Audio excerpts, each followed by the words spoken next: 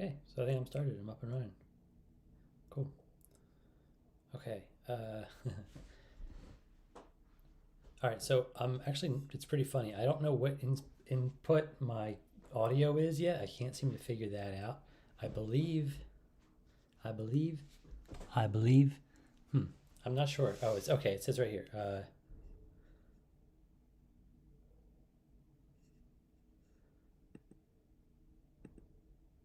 Okay, so it says that I'm primarily using.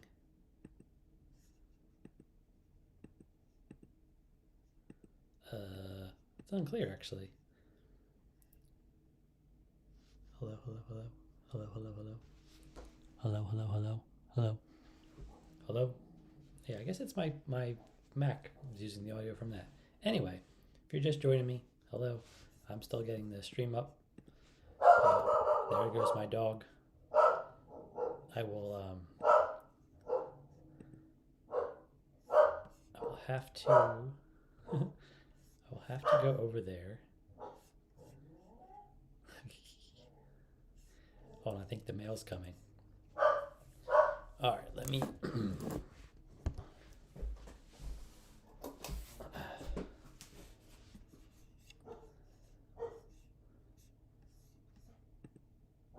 This is interesting. Okay. Default view. Theater mode.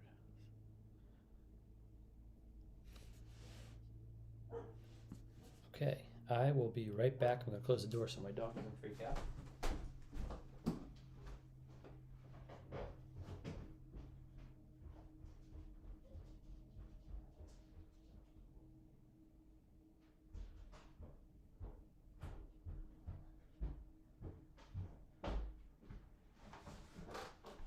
Alrighty. Okay, thought I had all my ducks in a row there, but apparently I didn't. So, in today's video, I'm going to be chilling, hanging out, painting up some of these Afrika Korps troops I have remaining. Excuse me. Really trying to figure out the process a little bit more, refine the steps.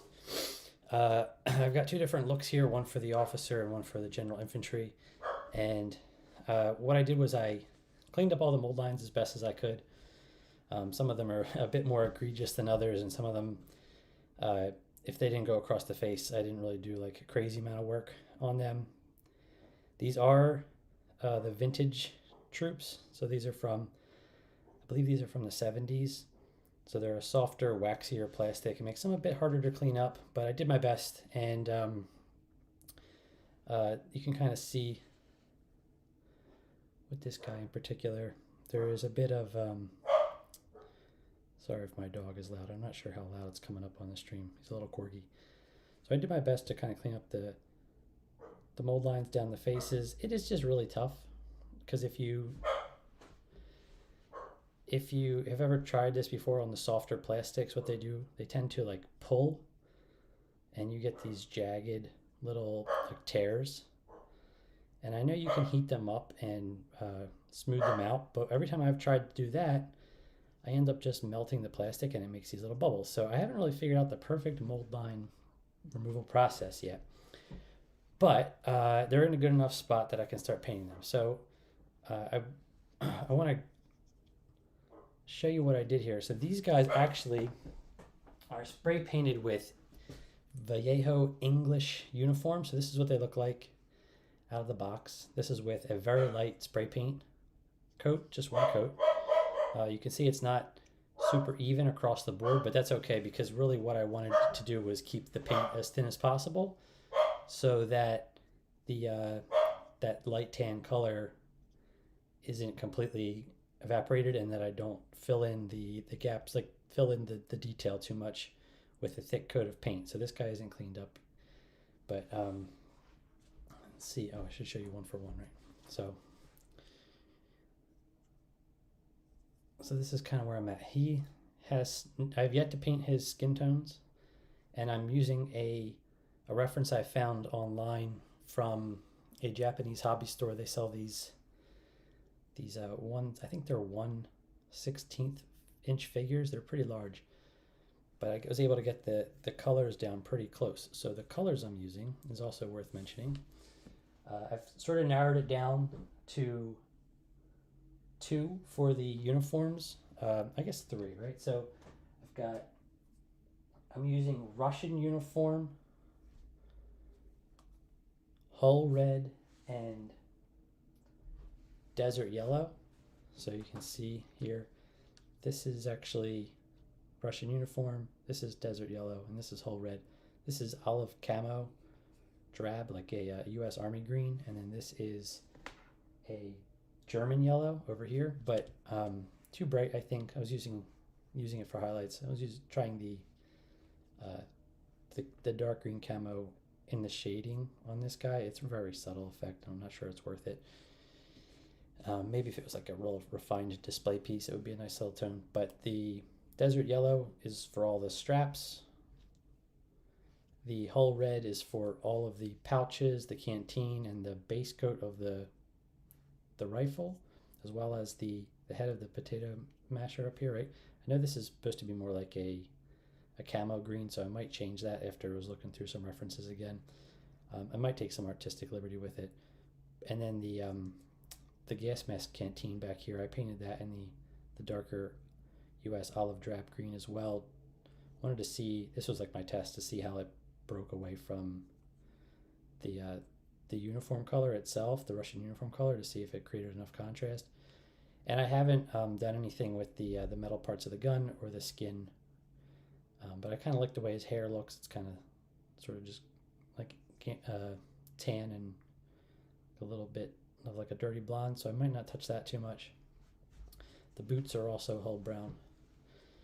And then the next step would be to highlight this. So I started mixing in a bit of the tan brown with the Russian uniform to get a lighter green, and then I use that as a bit as the highlight, so you can see a bit of how the knees have been highlighted and some of the finer, like the raised edges of the jacket. It was a very light application. The hat is also all uniform green, and again, this is going based off the references that I saw. So the scheme is actually very simple, and because I used English uniform as the base tone, the skin has a nice mid-tone to it, and the Germans are pretty much all Caucasian, right? I don't know of any dark-skinned Germans that fought during World War II. They might exist in some capacity, but I really am not too familiar, but certainly not in the Afrika Korps, what I see represented in the figures. So I'm not going to talk about the differences too much between this officer and him. I only have the one officer. I do want to refine him some more, but what I'm going to do is get some base coats down, I think, of the Russian uniform on these other guys so they can start pull together, or I might do his skin. So I have a pretty general recipe for skin tone. Because this is mid-tone with English uniform, I'm curious to see if I just went up a step and used like an elf skin tone, or not pale. I have one called buff. I'm curious to see what this would look like and on his face. So I'm gonna just give that a little shake, put a little bit on the palette, and see how it looks.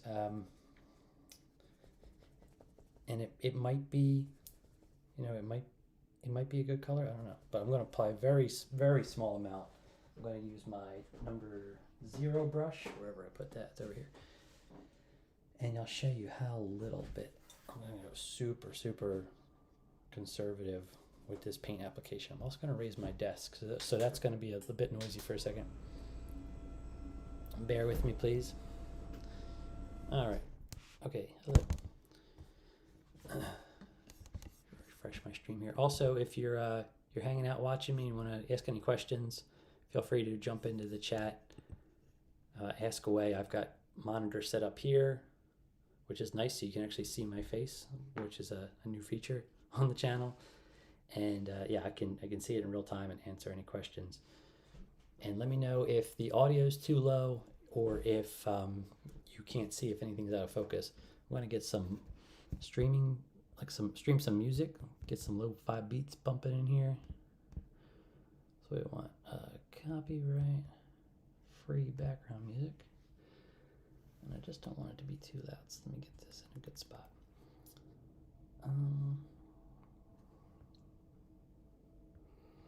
Don't want anything too repetitive. Lo-fi autumn jazz music. Let's see what that sounds like.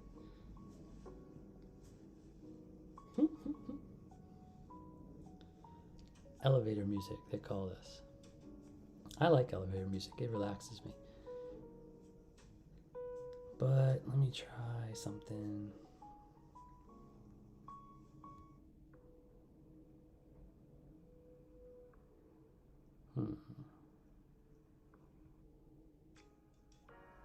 This is cool.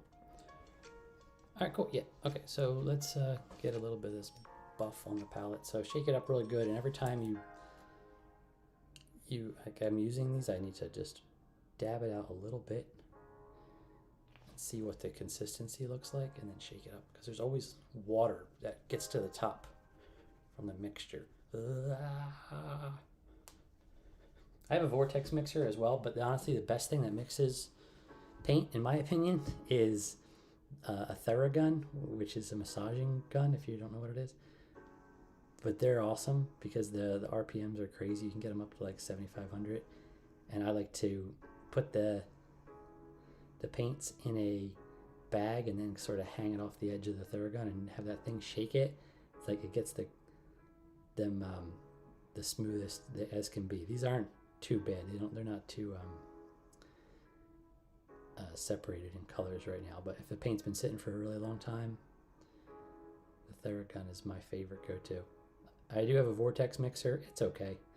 I mean, I really don't. It's just a little awkward.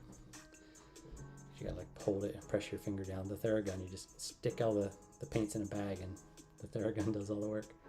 All right, so I'm gonna thin down this really, really thin, like even thinner than this. Some water. All right.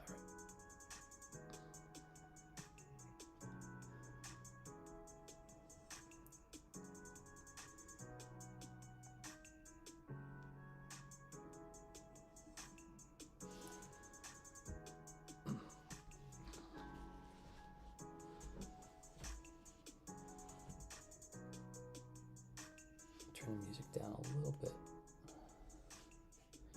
I'm going to check OBS too because I'm not sure how loud the music is.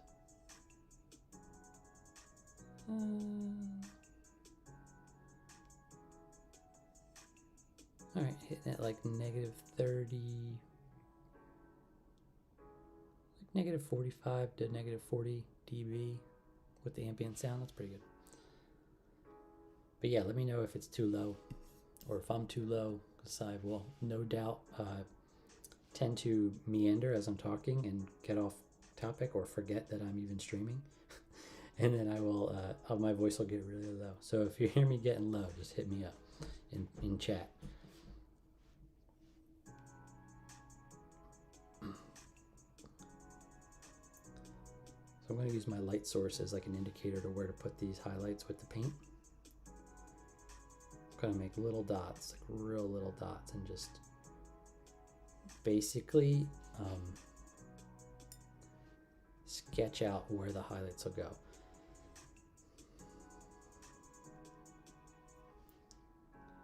And I'm curious to see how it will look as it dries.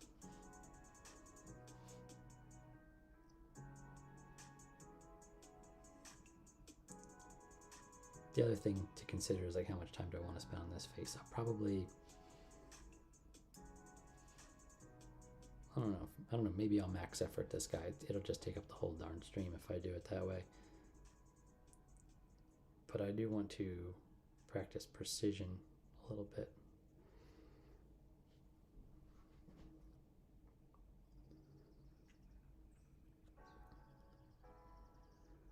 Whenever I sit down to paint, I try and calm my nerves and then think about what I'm going to be intentional about in the painting session. So setting an intention is important. I can do that right now, right? I'm going to say I'm going to take my time. I'm going to just sketch out these highlights and make the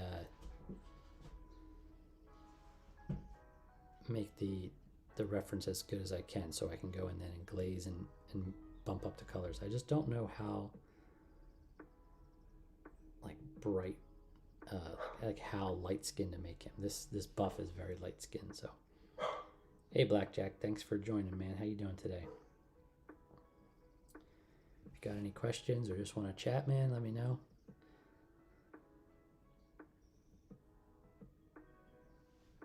I'm here in New Jersey. My dog keeps barking because he hears the mailman, so apologies to everyone if that's coming through loud. Can't really tell if the microphone's even picking it up.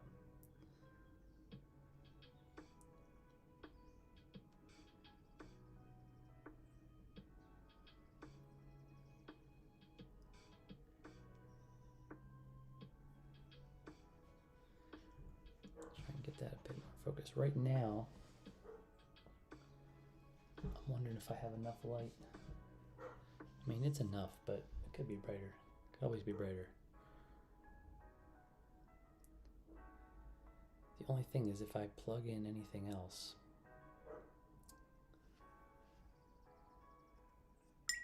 I've just got less space on the desk.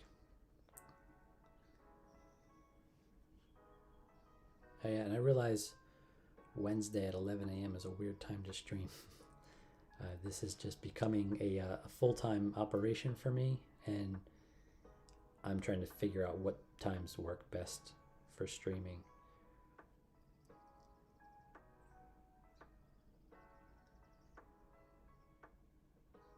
Right now I'm thinking that the daytime between 11 and 1 is ideal. My son's in school, my wife's at work, and I can have a relatively quiet house. My dog is barking at the mailman right now, but he's usually pretty chill.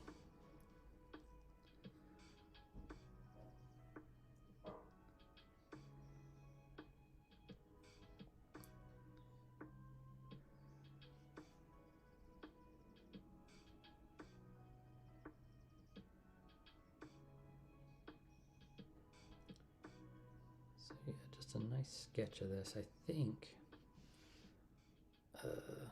think this will work for this first test guy. Everything just seems so high contrast compared to the mid-tone, which is, I guess it's what I want, but I can never tell what anything's going to look like at this stage. It will reveal itself as I go.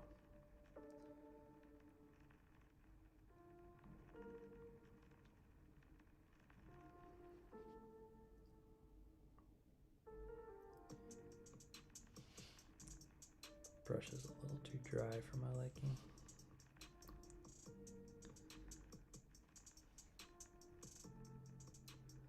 I've got this paint thinned down to like a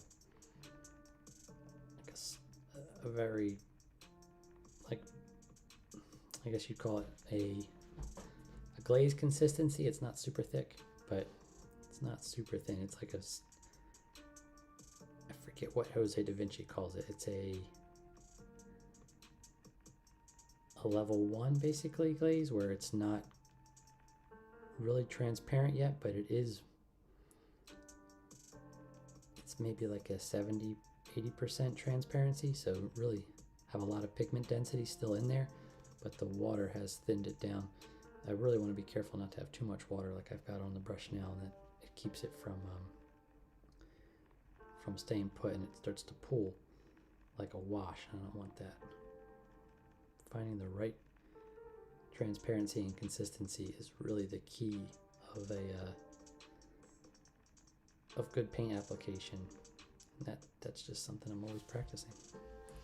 So this looks like I've got all the highlights sort of figured out. So like a mid-tone for this, right, would be going back to English uniform and then blending that from there. So but I want to add some red in there, so I have a paint called, not too much red, I think maybe I'll use, so I've got orange brown, brown rose, and beige red. And this orange brown, well no, not this one, sorry, I want, yeah, brown rose. Gives a little bit of a redness to the skin, so I'm just gonna do a little bit. It's not like entirely worth it to go crazy making him look super realistic at this stage. I just want to get the recipe figured out for what will become like the look of all of them. Have them look pretty uniform in appearance. So my brush is pretty wet. I really didn't need to add any water to this mix. But I'm just going to apply a little bit of this brown rose right underneath his cheek highlights for now. And we might go back in and add more when we start to blend and glaze, if we do get to all that. Right now this is very much a figure it out as you go process. Yeah, so it's a little pink, so yeah, maybe the brown would be a bit better. I think it doesn't look bad. It's just a matter of blending it so it looks more uniform and purposeful. So what I'll do next is I'll mix what I've got on the palette, this little bit of, I already forgot the name of it, brown rose, with the buff. And you can start to see, I just add water and then I pull between the two colors to create this gradient. This is the blend, so we're going to go from the buff to the brown rose, and then in between is like our mid-tone of that.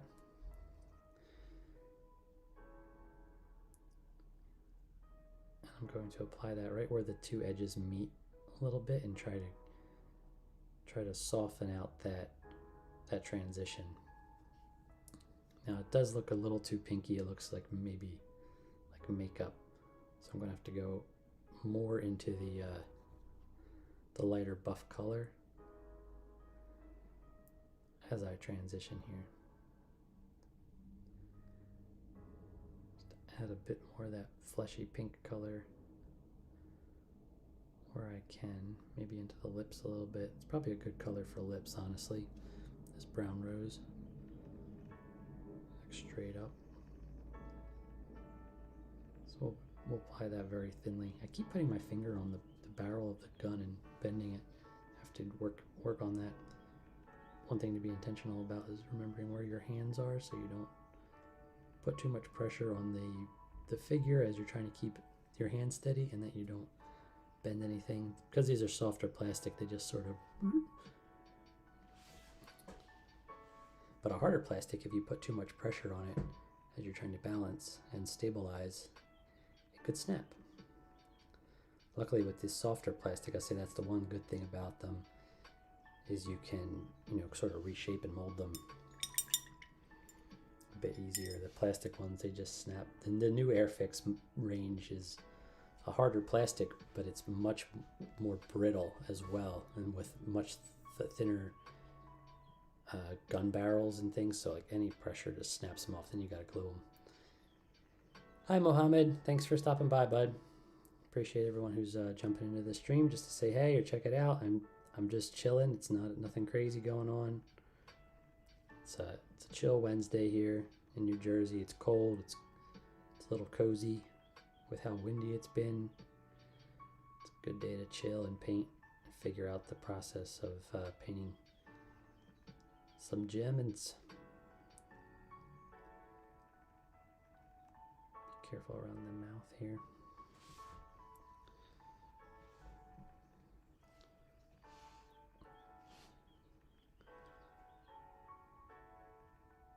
Yeah, so I've got this buff down to like a good, almost like it's a good transparency. I'd say it's about 60-70% transparent. It's still pretty thick, but I just want to get the water off my brush so it doesn't move around like water on the skin. And I like, when I'm painting, I like to figure out, like, I enjoy a little bit of brush work, so very thin. Some people like to do dots. It's beautiful. It creates a very like half-tone type pattern, and when you glaze over it, the blends are the smoothest. But as I'm painting, I like to pull the paint and I like to create little textures with the brush tip. So like creating little lines is fun. I've got just sort of discovering this issue with this chin. I think that I need to bring in this buff color a bit more. Start replacing more of that mid-tone with this buff color to bring up the whole mid-tone, and like maybe move this English uniform color into more of a dark shadowy tone. That'll look a bit better. But so I have this desert yellow on the brush on the palette from yesterday, and I'm really looking at it a lot, comparing it to this buff color. I think I like it more. So this is part of that refining process. It's like, okay, I've got a color on my palette I already liked from yesterday, but I'm using it for the straps. Can I, apply it so it doesn't look like the same color as the straps, but reads well as skin? So maybe mixing it with the existing buff color and the brown rose that's already on there will give it a nice different tone. I'm applying this really thin, but that buff went on kind of with some texture. I don't really know what happened there. Getting a bit more texture in this face than was there, I think.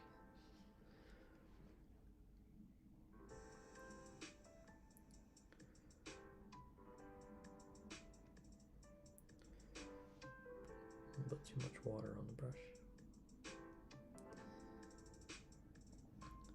Hey, Marky Mark.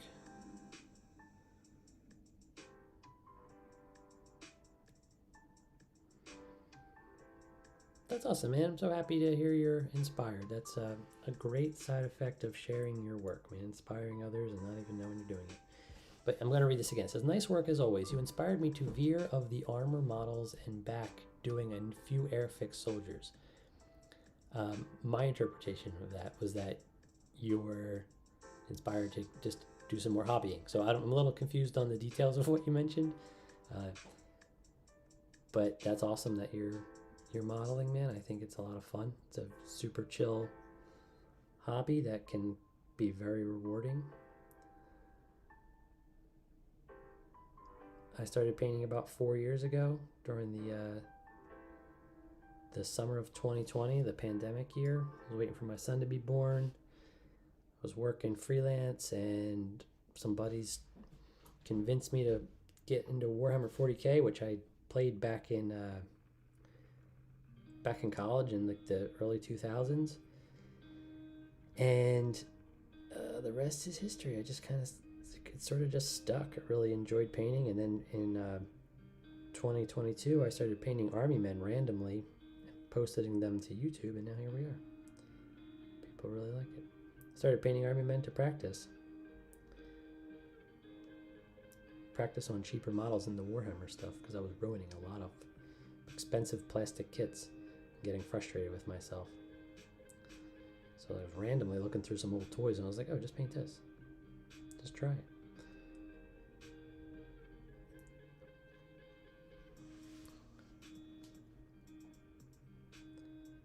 Man, I really hate the texture of this guy's face now. I'm not sure what I did. I guess the paint just dried uneven.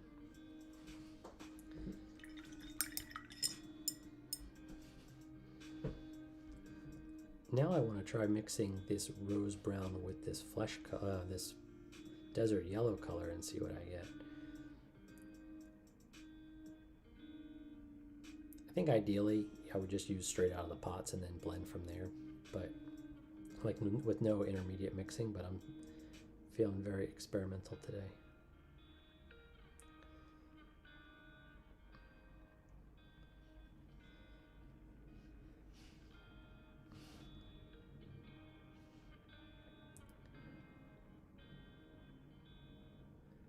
Should have kept this over here. I don't know what I was thinking. Here we go.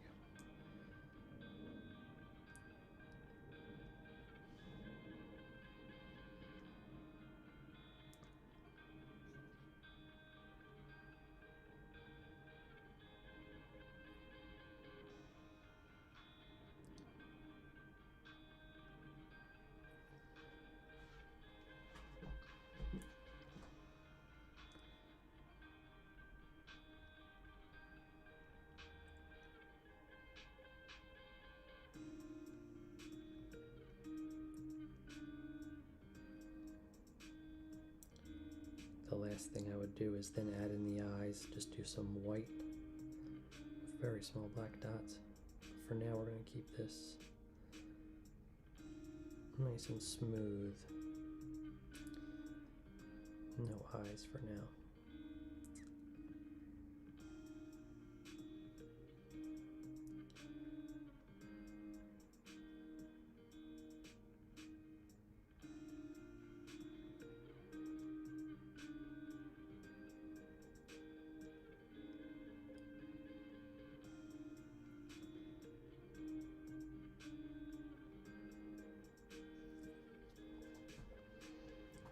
It's starting to look a bit better. How does it look on screen? Let me see here.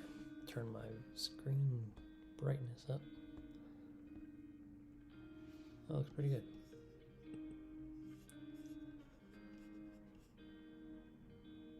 See.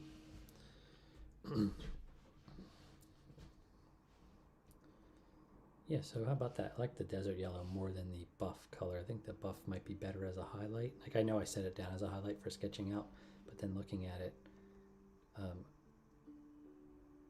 pulling back on that a little bit and leaning more into the desert yellow. It does match his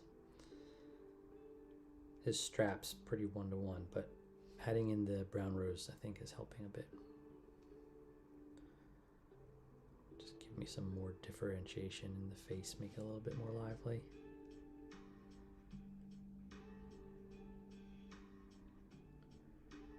Try and smooth out these textures. I'm really not sure how good a job it's going to do. One thing I did want to mention that people bring up to me from time to time is, like, what if I applied a wash, which is just a very thin down application of paint, like water consistency that pulls into the recesses. And the more I think about it, I'm like, it's just, I like the vibrancy of a straight paint job, and adding washes always brings it down. You got to bring it back up. It doesn't look necessarily bad. I don't hate the effect. I would just rather get really good at painting without them, so I can achieve the effects I want through the paint application process. But washes are totally legit tool when you're painting, especially if you're painting a lot of guys, like doing a whole squad. You can achieve some really great effects very fast. Makes them look more contrasty on the tabletop if you're gaming. Alrighty.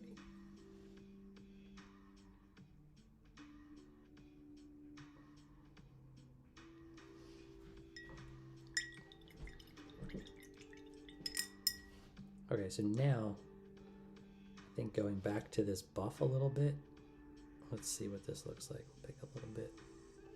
It has like a very thin glaze consistency, so I'll add more water to the palette. I'll pull off, most of the moisture. Use my finger for this. I'm just gonna gently apply it to the raised areas that would be the brightest that I had started with before. So cheekbones, tip of the nose, bit of the chin. It's gonna dry even more subdued, so like multiple applications would be best. But I could definitely see how it would look good going back and forth with this process, just lightening up the highlights with the buff color at a very thin glaze consistency. So then the primer, which is English uniform, becomes the low tone or the shadow, and then desert yellow mixed with a little bit of rose brown becomes the mid-tone. It's looking cool.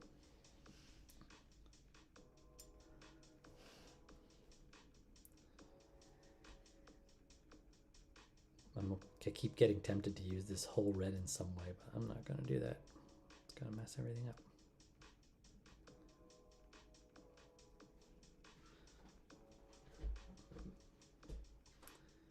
Bit more of the mix, the desert yellow and brown rose. Just going to work on these inset cheeks a little bit right here.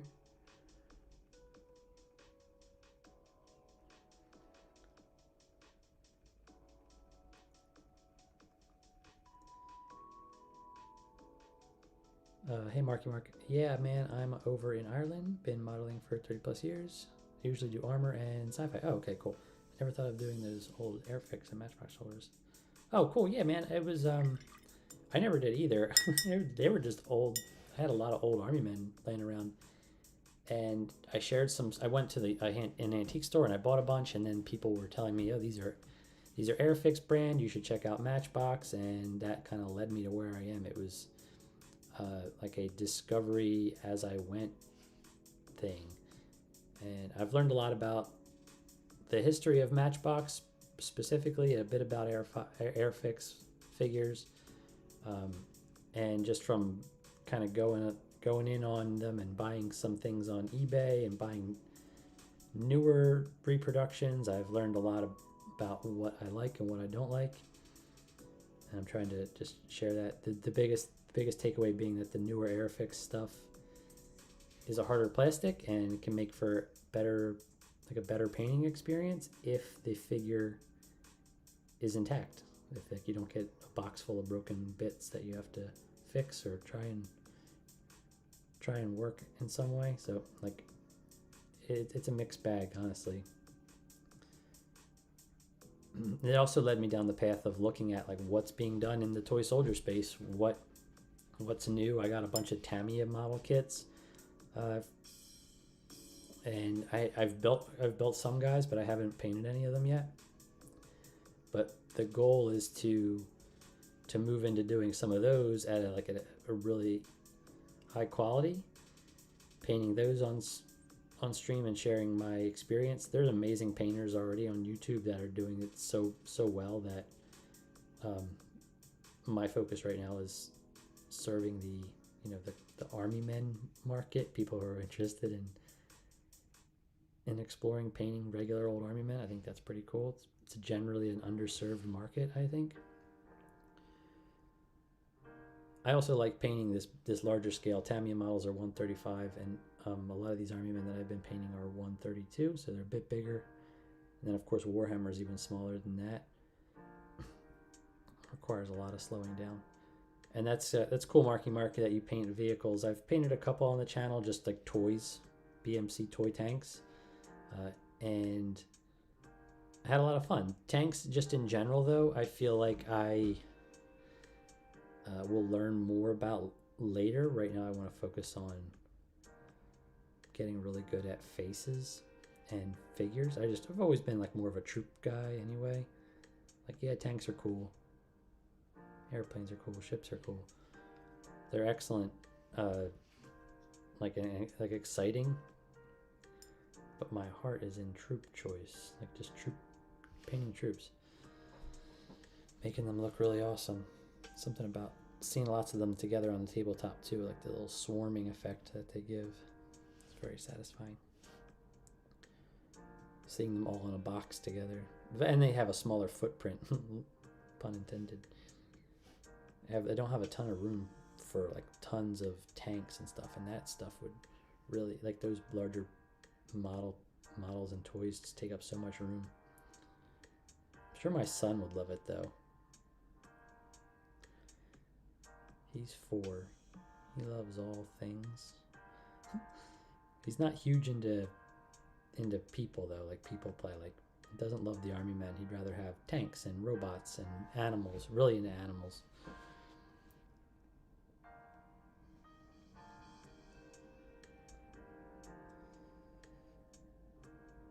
So yeah, now I'm just going over some raised parts of the hands with the desert yellow, and I'll leave this guy alone for a minute.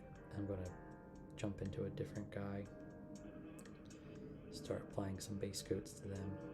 So I've got some more Afrika Korps over to my side here. Oh yeah, the other good thing about getting into vintage toy soldiers is that on the whole, they're relatively cheap per model, and like on a per model basis, and even the old stuff is relatively cheap, like with box, like original box. So it's a nice niche for me because I like things that aren't necessarily mainstream. So like everyone's doing Warhammer, painting Warhammer. The space is really cluttered, and I mean they are great things to paint. They're awesome. I just can't say enough good things about the sculpts and the quality of the plastic. But that is a really tough market to gain eyeballs on due to this how many people are already doing it and the quality that's out there. So I saw painting army men as an opportunity to practice at a low cost, explore vintage toy collecting, and learn about the toys of the 70s and 80s, and then the reproductions, and then learning a lot of history, World War II history as a product of that too, which is a lot of fun. So there's several avenues that this is taking me down that I didn't necessarily expect. It's a very robust hobby with lots to explore. And then there's other things, of course, outside of U.S. Like military and World War II figures. I just purchased some Cowboys and Indians. It's a used Airfix set. I don't know the date, but it comes with the original Airfix boxes and stuff too. So I'm excited to get that in the mail. It should be probably here next, maybe end of this week. Depends what the seller does with getting it out. If he sits on it all week, then maybe I'll get it next week. But yeah, those will be fun to paint up. I've painted one cowboy and one Indian so far for the channel. And I was like, oh yeah, maybe I'll get some more. And the price was great. It was, I won the auction for $52, $56 or something. And it comes with over 20 figures and the original boxes. So that's a win, man.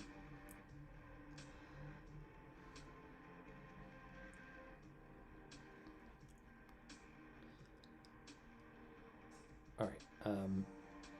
There's a million things I could see myself changing and updating on this guy. I think what I'm going to do is move into one of these other soldiers. So what I was asking myself yesterday was if I want to lay down a different base color for the jacket and pants and use those as low lights. So maybe something like refractive green, which I have over here. This is US dark green. Well, there's German uniform. I'm curious to see what that looks like. And then using Russian uniform on top of that gives me this brighter color. I think that's worth exploring. So I've got another guy over here. I'm going to use this guy. He's got some nice broad expanses of jacket and uniform I can practice with. So I'm going to start with this German uniform. Let me check refractive green real quick. Gunship green. Cam dark green. Oh man, it's hard to say. They're so close. German cam dark green and German uniform. And then Russian uniform. I think I'm going to do German uniform. Where's my refractive green? Flat, intermediate, dark, gunship. shit. Refractive. Okay. Refractive green. Let's see.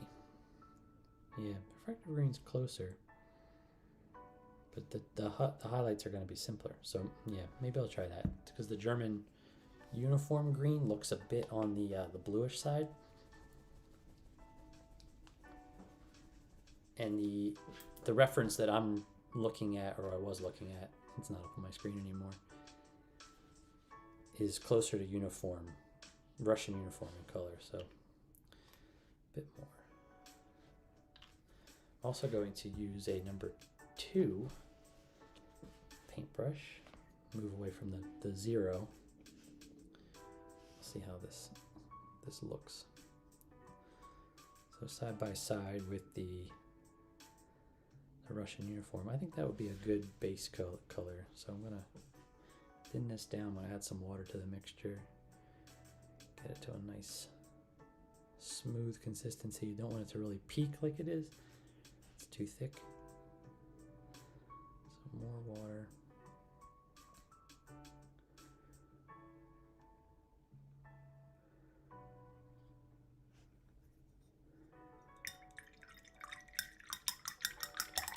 I always get it up into I get too much paint in the belly of the brush and then it gets into the furrow and then I get mad at myself. Because it's hard to clean when it's up there. And it damages the brush.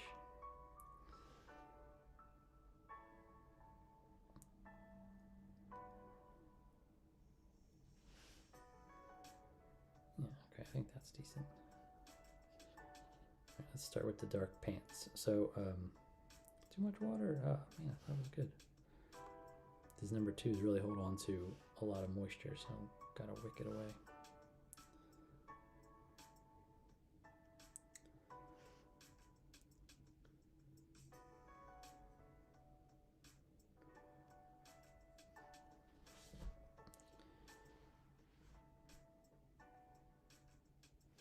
I think that's still too thin.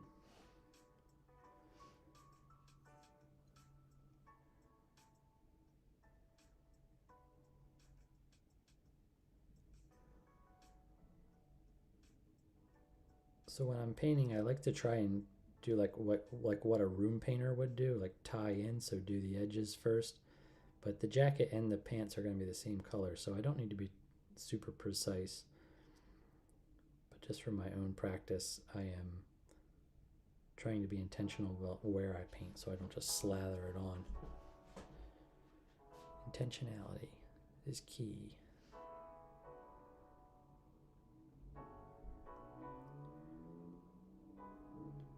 So trying to start where it might be like an edge, and the edge here would be where the pants meet the base, and where the pants meet the shoes underneath.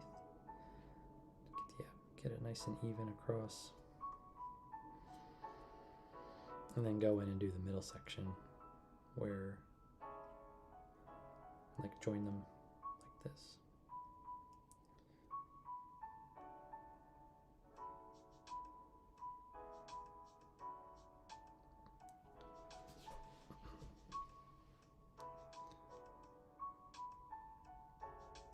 I think I want to bring my table down a little bit.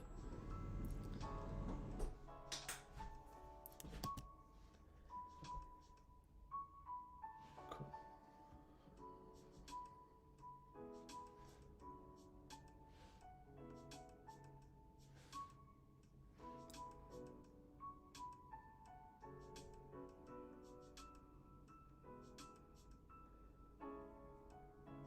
I've got my stream up on my computer right here, so I want to make sure everything looks good. I haven't been checking it as diligently as I should. But everything seems to be pretty in focus, so that's good.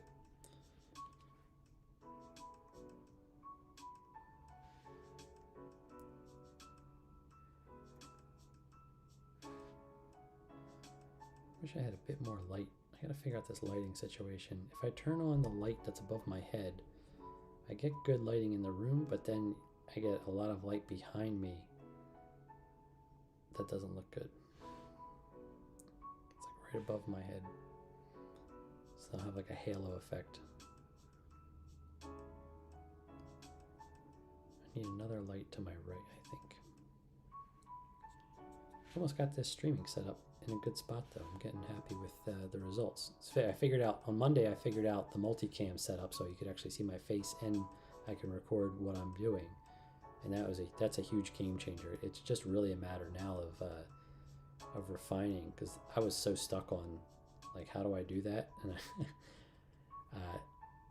I finally just sat down and did the research on how to get this set up, and relatively easy. I was kind of stressing over nothing. I also didn't just have the space set up with what I had going on to really commit to streaming with double cameras at the time either. So now things have changed a little bit in my personal life, and I can focus more on painting and streaming and growing the channel, hopefully.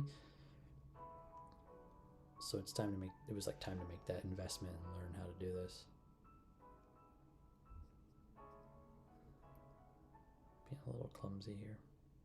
I feel like I need to always talk. Do you guys think I need to constantly talk, or do you want to just chill and watch me paint? I am a little worried that if I stop talking, I'll forget that I'm streaming entirely. And then I don't know what will happen. All bets are off.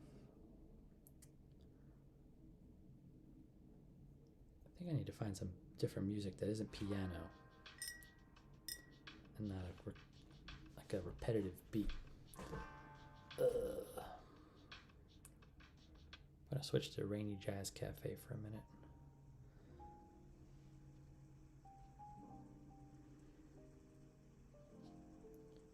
I don't like that. I don't like the rain. Warm jazz music?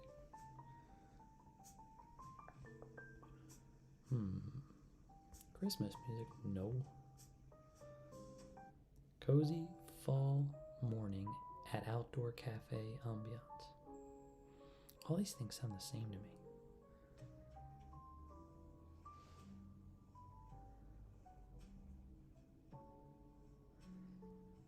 Yeah, if you're hanging out and you can chat in the comment section, feel free to ask me any questions. Let me know what you think so far. If you have any suggestions for how to make the stream better, I am all ears.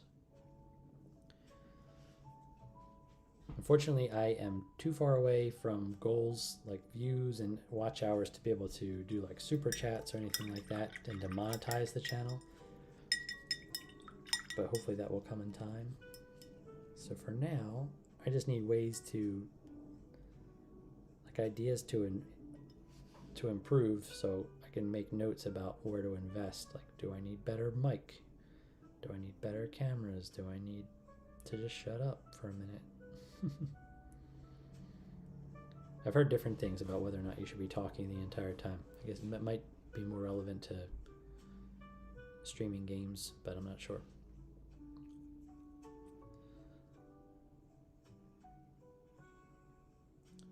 I also don't know like what the average age is of someone who watches something like this is either, and what they would be interested in.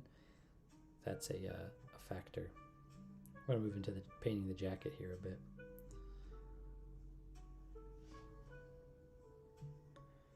Somehow managed to get the green all the way up into the furl, and it's kind of bugged me.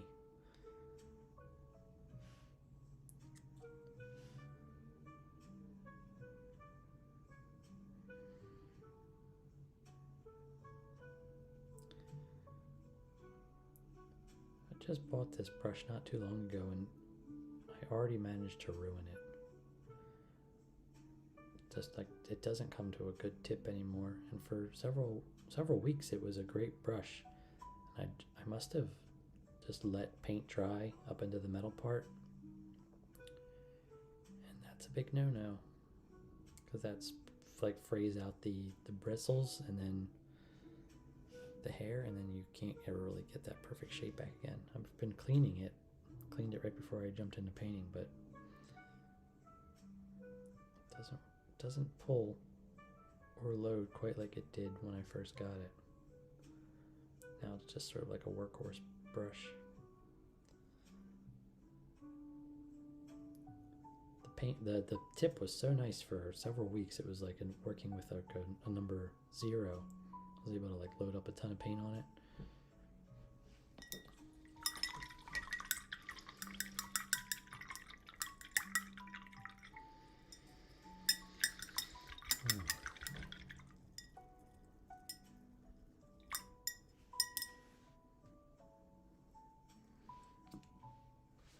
Get my tissue real quick. You can kind of see if I scrape from the ferrule, this metal part down here, it's very green. Tip isn't awful, but it's not great. It's not what it was. It's not retaining its shape either. And I have used a bit of cleaner on it, as well as like some hair sculpting clay to reshape it. But down here is the problem.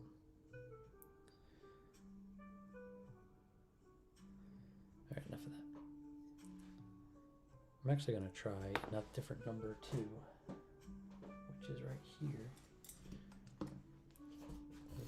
So this is a Green Stuff World Silver Series Kolinsky hair brush. It's a bit longer. The bristles are a bit longer. I think the point is a bit better. At any rate, it's a newer brush. I got a set of 4 of these guys, a number 2, a number 1, a 0, and a 00. I've been primarily painting with those recently.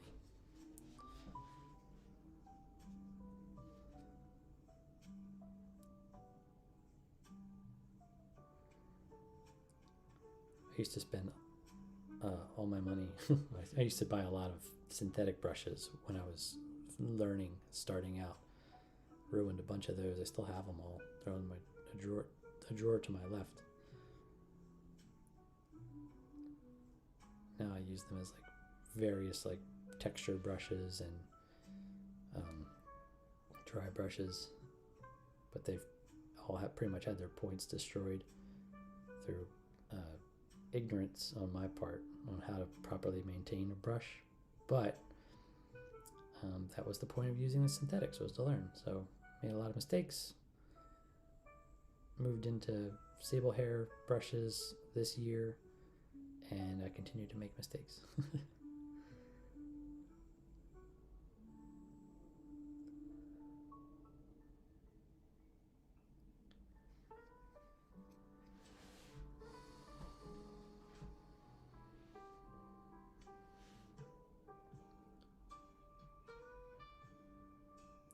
I need to do something about the jazz. It's driving me a little nuts, a little bonkers.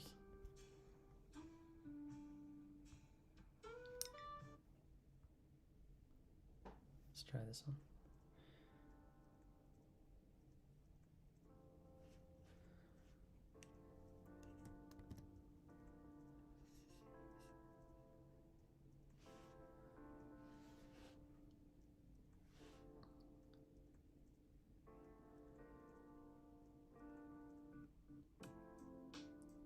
Getting closer to having this base coat down. This refractive green base coat. I think I'm going to need more paint on the palette in a second. Especially with how much I'm watering it down now. Yeah, alright, more paint. I'm always trying to stretch the paint out as far as I can.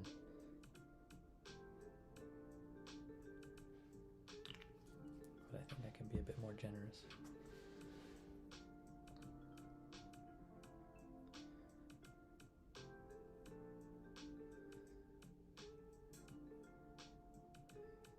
See if I can use a lot of the moisture that's already on the palette.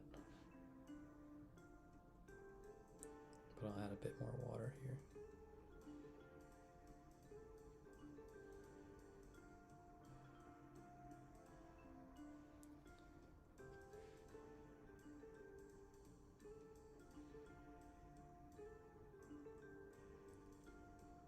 That's nice.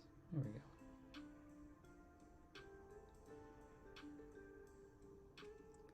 Man, I swear, I think the thing I struggle with the most is the consistency aspect of loading the brush.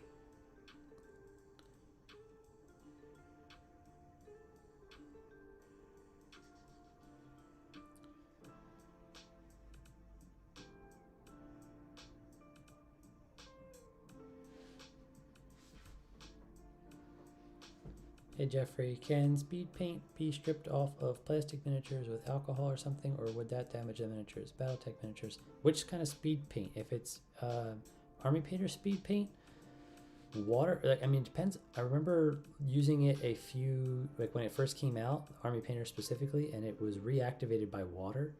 So just applying water to it would potentially be enough to like loosen the paint, and then you could strip it with like a toothbrush, like a gentle brushing. Sonic Care works great too. But yeah, man, let me know what kind of paint it is. Green stuff is generally a great paint remover that is not going to hurt the miniature. Anything alcohol based, isopropyl alcohol or acetone rather, that'll potentially melt the figure. Depends on what kind of plastic it is. But there's this stuff called Simple Green, not Green Stuff World like it's on my brush, but Simple Green, and it's just an all-purpose cleaner, and you use it straight from the bottle.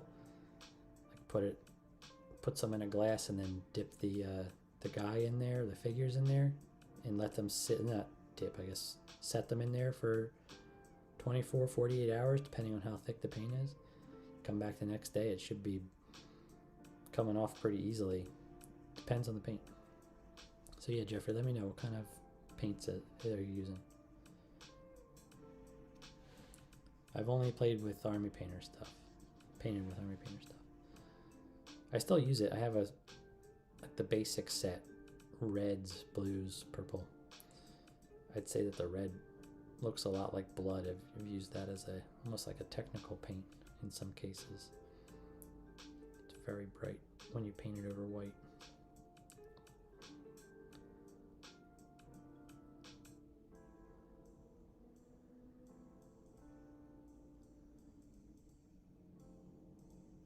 I don't know if the newest Army Painter speed paint formula reactivates in water, but I do remember a lot of people complaining about it.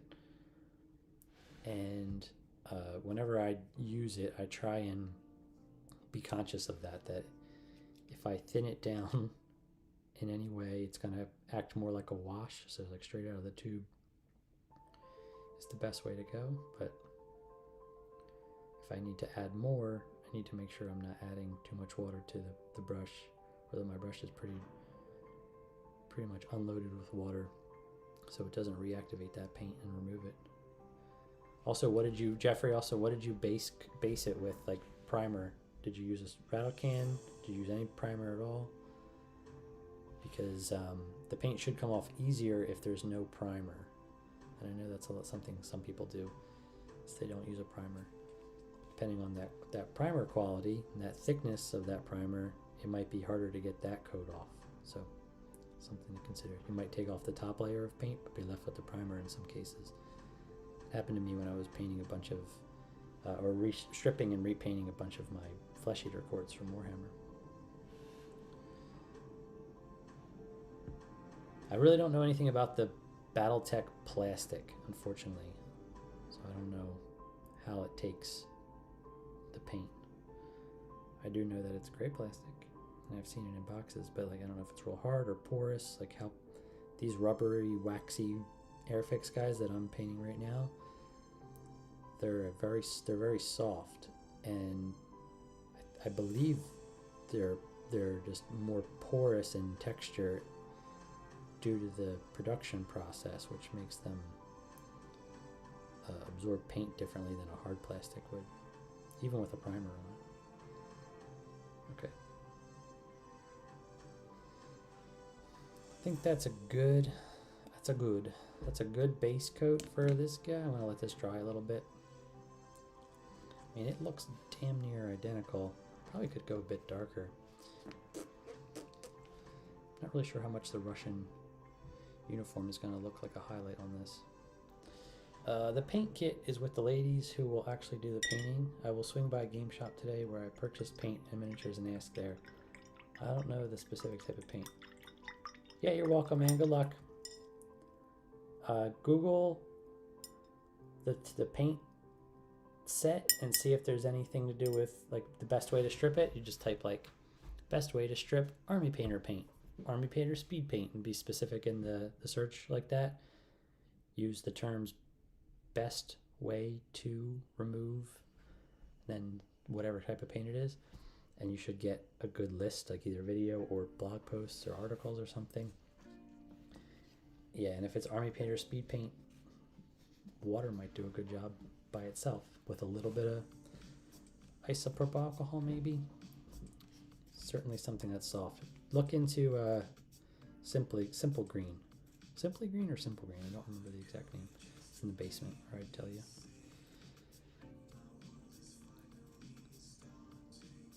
So you said that the paint kit is with the ladies who will actually be doing the painting. So I guess, Jeffrey, my question to you would be, these aren't painted yet, and you just want to be able to strip them, or did you buy used miniatures that already are painted and now you're looking to strip those?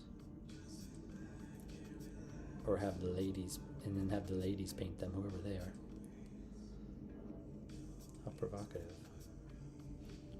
I just imagine like a sweatshop full of old ladies painting miniatures. Dearie, my hands hurt.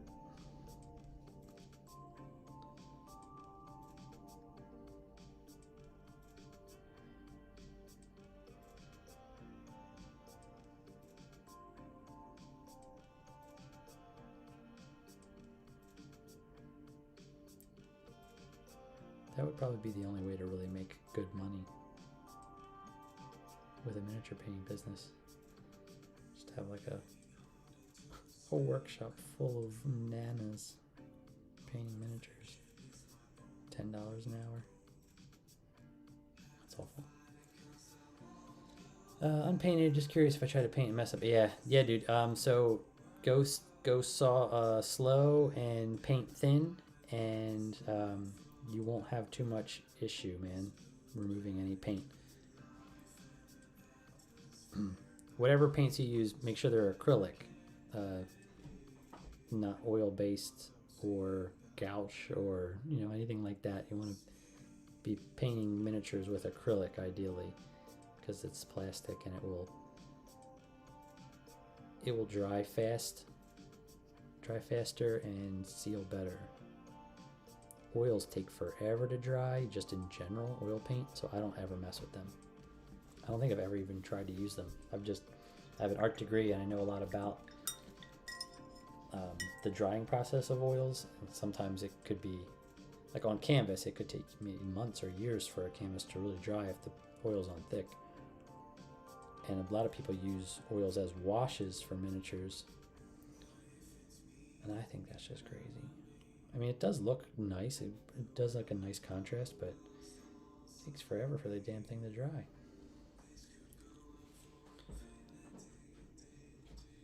Yeah, man, painting houses is it's a little different. I've painted a lot around my house. You don't add water to the paint when you're painting a house. Just get it on. But you still have to like do multiple coats, right? From like, especially if you're painting white over a darker color. But if you're painting just over straight drywall, you're still gonna have to lay down a primer first, so the paint has something to stick to. So similar process.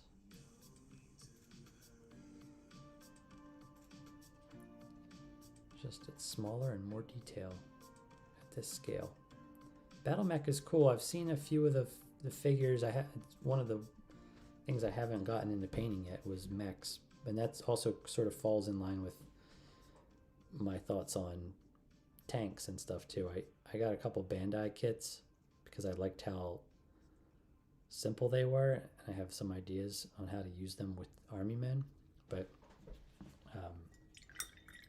I painted them to look. I painted one so far, but I've got 4. I've got this guy. So he's a simple Bandai kit. He was $15. This is the unpainted version, and then this is the one that I painted. And I wanted it to look like, I don't know, got some weathering to it. It's seen some battles, and then I did some hand painting the words Ironhide on it. Sort of like a last minute decision, but I also put stars on them because I imagined him being like an American, U.S. Army like support mech. So this was pretty cool. And then I've got some other Bandai kits. Like I thought one would be cool to be German, one would be cool to be Japanese, and one would be cool to be British. But this guy, I like him a lot. And what's fun about these is their heads pop off and they're like little robots inside. I'll do it to this one.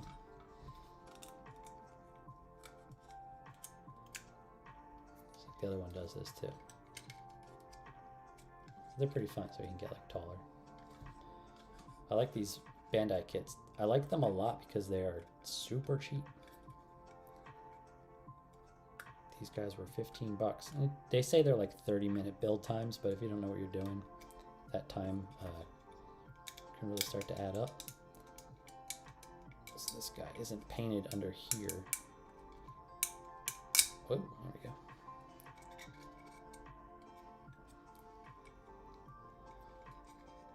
He looks pretty rad. I like him a lot.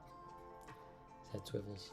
You can change out their hands and their weapon loadouts, and you can actually combine multiple kits into like more unique kits and do your own custom builds with it, which is fun.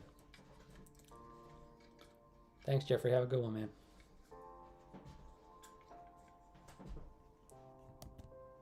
I'm not getting live updates on the stream as I'm watching it, so I keep having to refresh. Not a big deal, but something I noticed.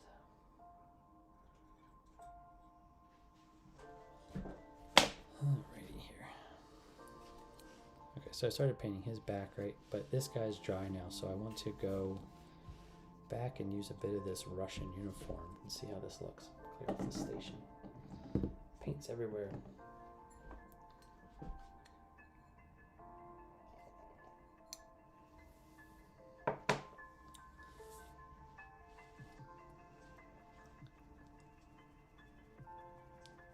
I'm gonna go right back to where I was over here. And then I'm gonna go to my number 0 brush again. A bit of water to this.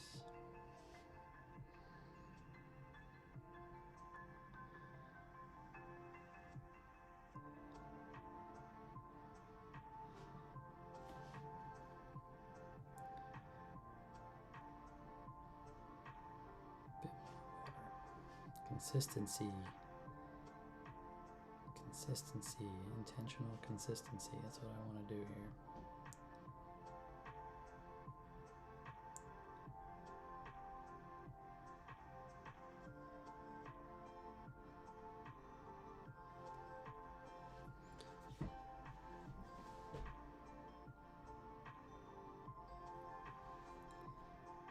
Okay, so get this out of the way, nice and focused. Down with the camera a bit more.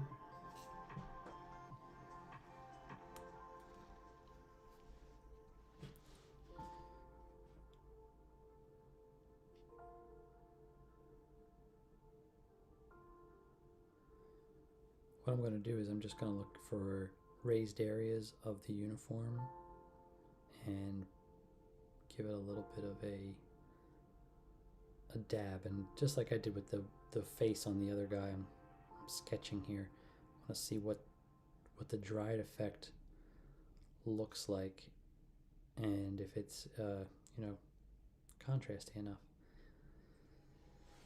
So right now I've got a very bright light source on top, like right over top, so it's a little bit hard to differentiate the contrast. I think it's subtle.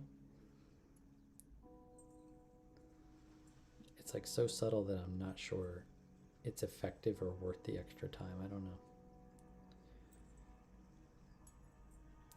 Speaking of time, okay, so I've been streaming for a little over an hour. Exact time is 1 hour 15 minutes. So I need to set a time goal for myself too. When am I going to end this thing? Because I need to eat lunch. and make some decisions on what I'm doing with the rest of the day.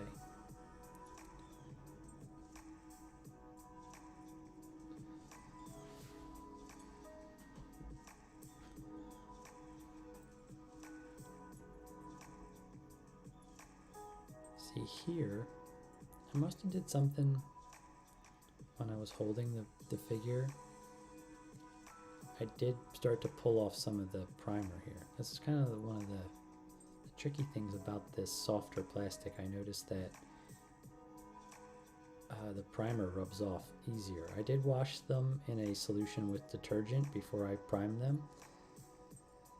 But again, like I said, I think it's just the nature of the plastic, the way these older, softer figures just sort of don't hang on to it. I mean, I might have been rough and just rubbed it off. I really don't know when this happened.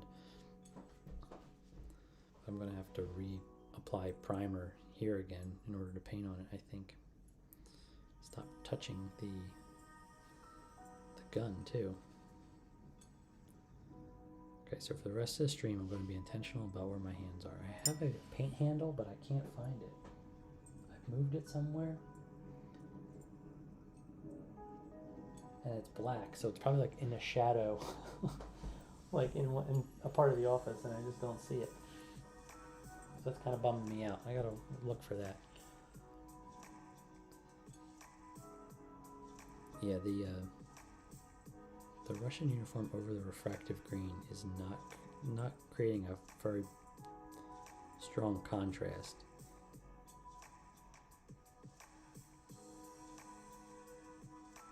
If I had done a black undertone primer instead of the English uniform, and I had maybe applied it a bit thicker, that might be an issue. That might be like something that I could resolve in terms of like the paint wearing off. Applying a thicker base coat with a darker primer might keep the primer on and create more contrast. Because the English uniform is like a light brown, and I went very thin with it because I wanted to retain the details, I think it just rubbed off a bit easier. Let's watch where my fingers are.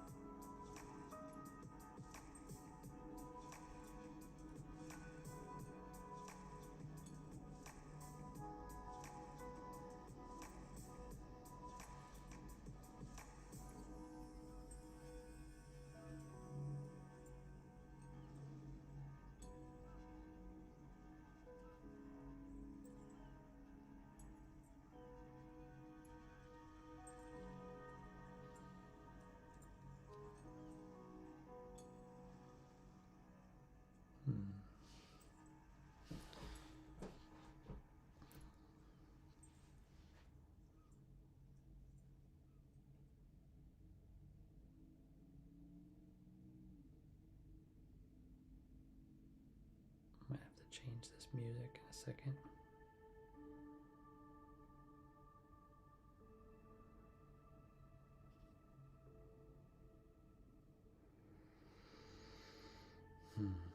Yeah, this is just not doing it for me in terms of contrast.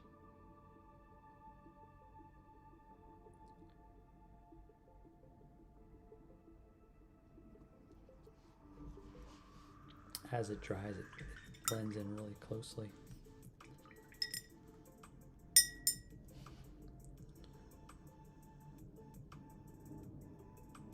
As I do this stuff, I make mental notes. You know what I just realized I keep doing is I keep grabbing the barrel of the gun, so that's why it's worn off. So just being that bit more intentional helped me realize that.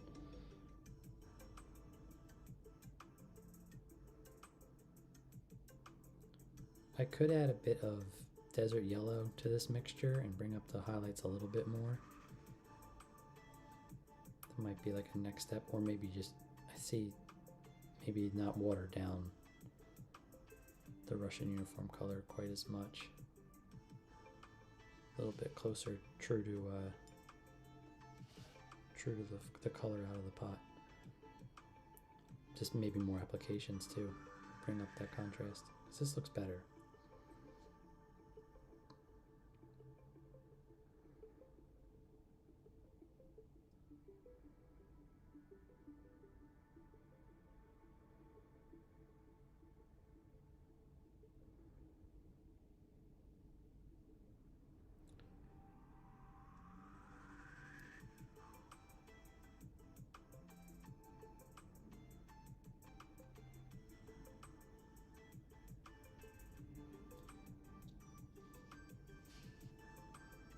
There's also this German yellow that I could mix in that might be a good way to highlight stuff too.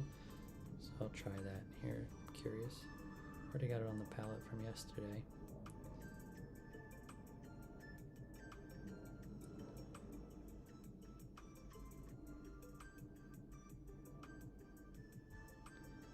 Alright, so experimenting time. So I've got a little bit of this German yellow dry. It's not dry, but it's from the other day.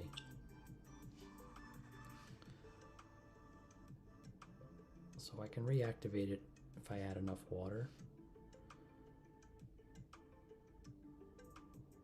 And then I can pull that over here into this Russian green color and see what the highlight looks like.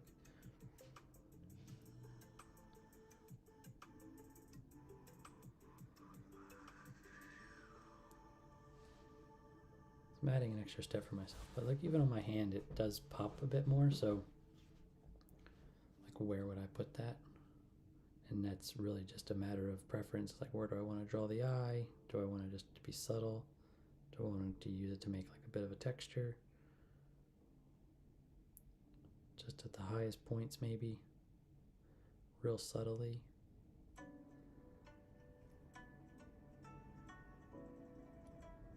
Oh, some Asian vibes going on now. It's a bit different than what I've been hearing. I don't know if you guys can hear that through the stream or not.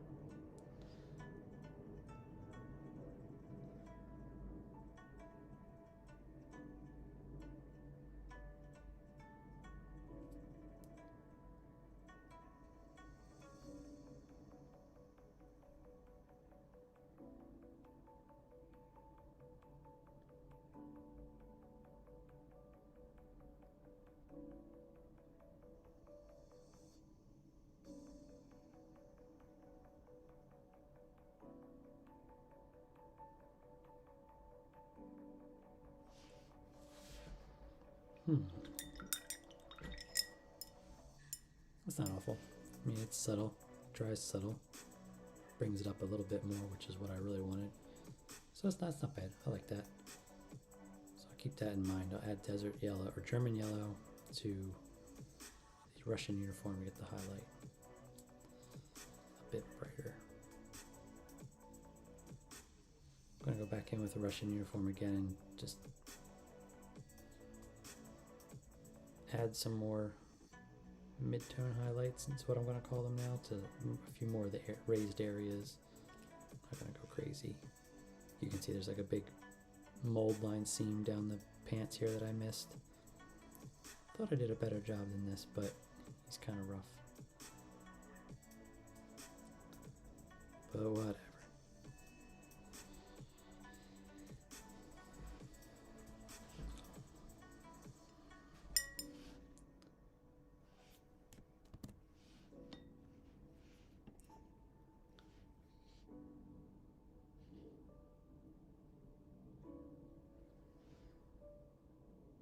Funny side effect that I noticed when I stream is that I lose subscribers, because YouTube will tell you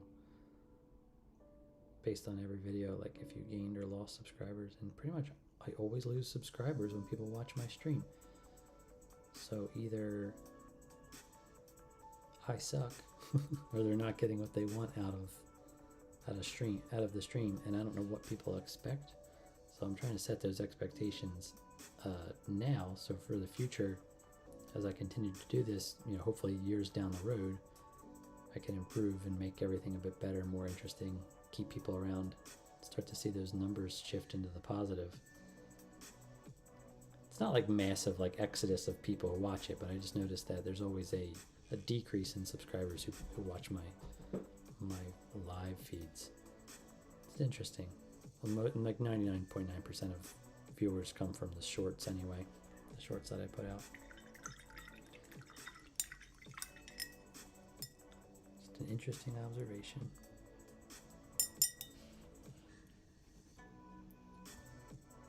Alrighty, let's go back and find different music.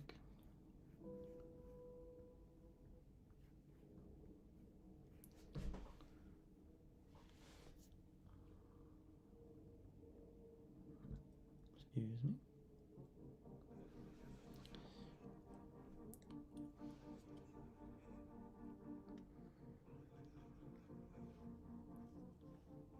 Okay, I'm gonna get out the English uniform real quick and reapply the paint to his gun.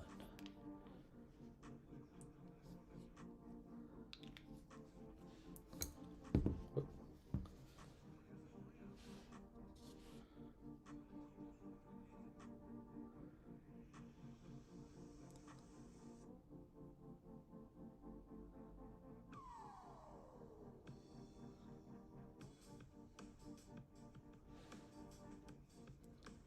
Pretty ugly consistency out of the tube.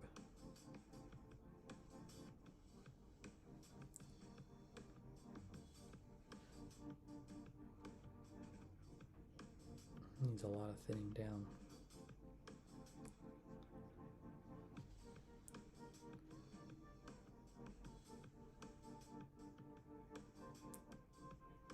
I will say though that Vallejo does a great job of matching their tube color, like the stuff in these dropper tubes, to what is in the spray cans. It's exactly the same.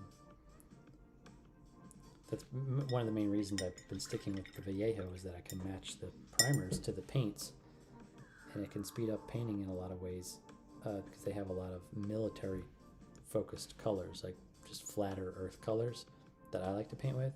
So that saves me a lot of just a lot of effort. That would just be like, I can focus more on techniques like blending and volumetric highlighting rather than, you know, base coating.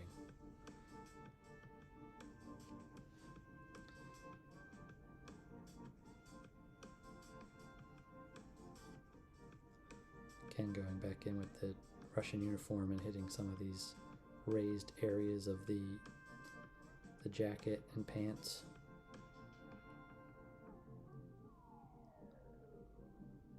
Create a bit more contrast from the highlights and the lowlights. Then I'll go in with the German yellow again. Mix that in with the Russian uniform and get a higher highlight.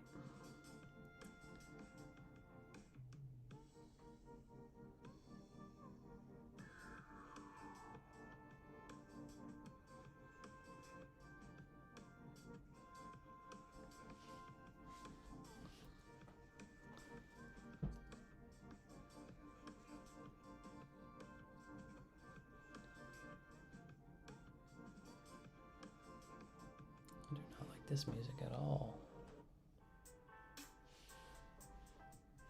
It all sounds the same. It's all very repetitive. And I get that it has to be. But I find myself getting bored with it. I wonder if there's like any like jam band, like Fish, the band Fish, if there's anything like that for streaming royalty free, where it's like guitar and drums and there's a bit of a, you know, a rock feel to it. I have to do some more research.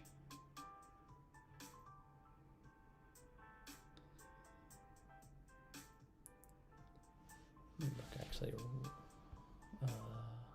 Copyright free rock music. Copyright free streaming.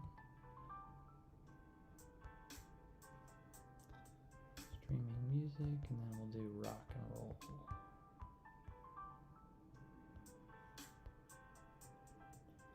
Free music, no copyright. Let's see what this sounds like.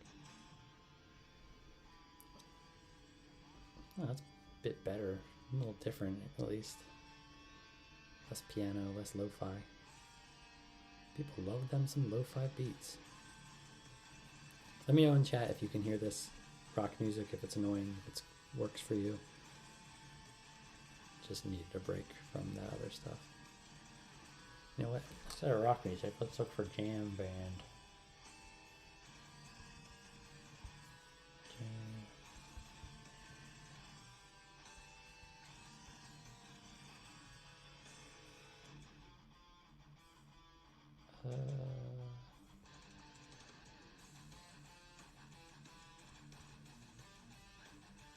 Nintendo music.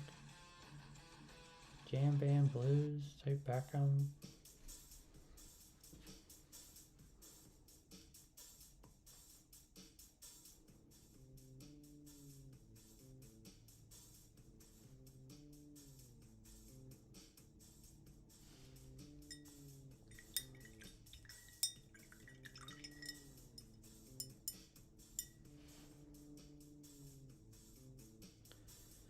It's 12:30. I'm thinking I'm gonna go till maybe 1, maybe a little after 1. 2 hours is a pretty long stream, but we'll see how it goes. Maybe I'll hang on longer. I know I'm gonna start to get hungry soon. And I have to have a hard stop at 3 on the day anyway, so.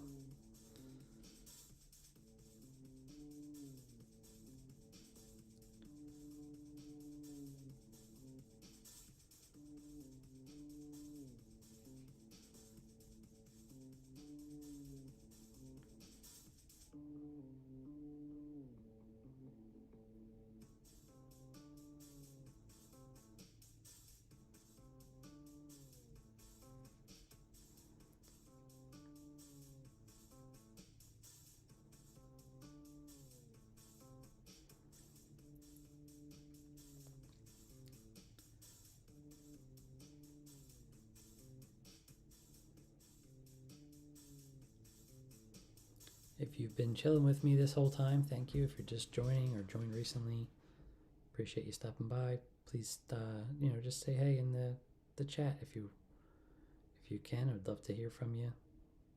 Get to know you. Get to know who's watching this thing. And if you're, if you've got any questions about what I'm doing or me, let me know. I'll try and be as transparent and open as I can, within reason.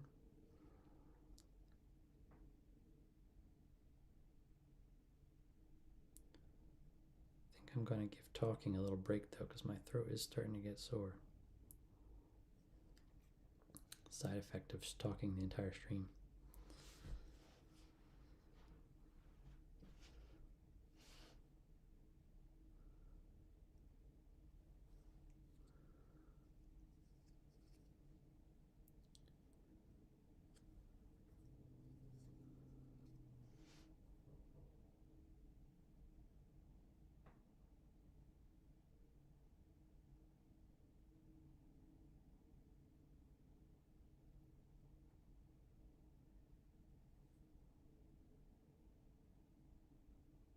Oh, that was just one song. Interesting. Okay.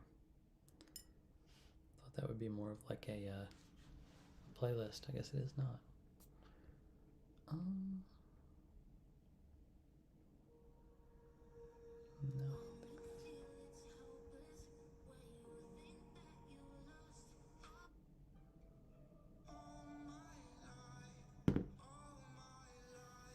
I don't think I want anything with words in it.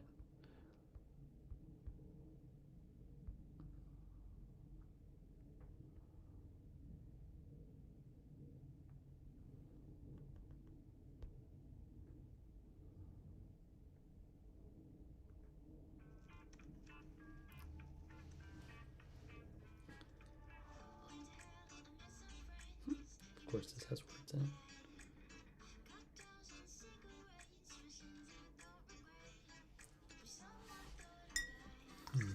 This says copy-free Twitch music. Does it have to be on Twitch? My channel isn't monetized anyway, so I don't know if I can get like a strike. They might just remove the audio. Copyright-free metal music. Let's see what this sounds like. This is crazy. I'll turn it off.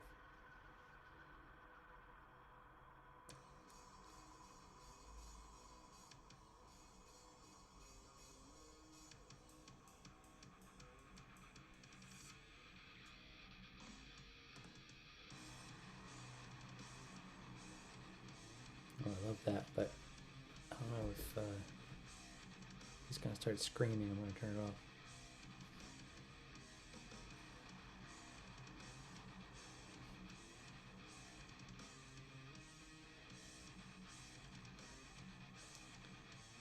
It's not that I don't like screaming all the time, just not for this.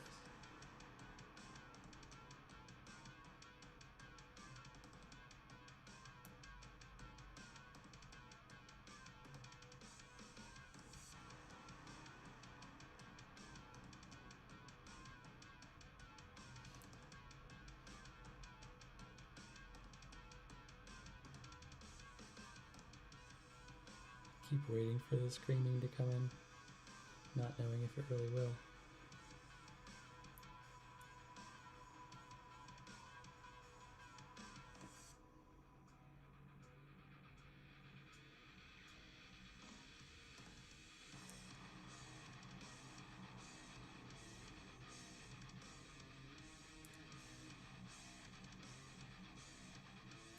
Try and push up these highlights a little bit. Just a little bit. Okay, he's pretty cool. I'm going to be done with this for a minute. I'm going to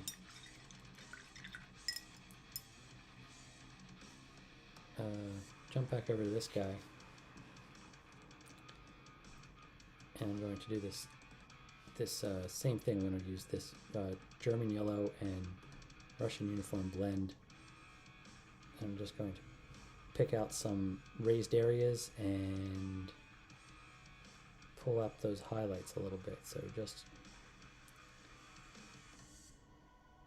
in a couple areas.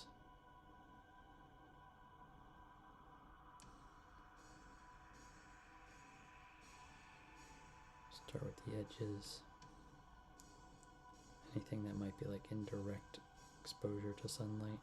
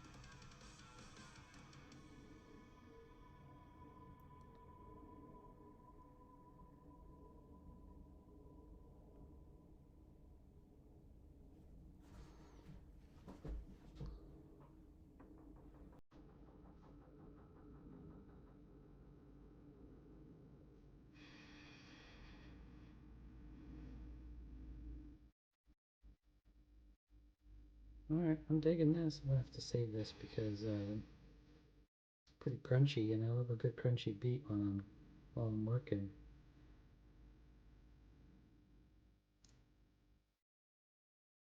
If there was any screaming though, I would have turned this off really quick.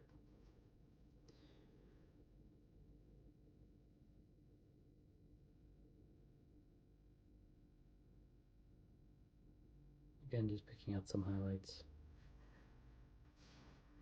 Create a bit more contrast, a bit more intrigue, something to look at.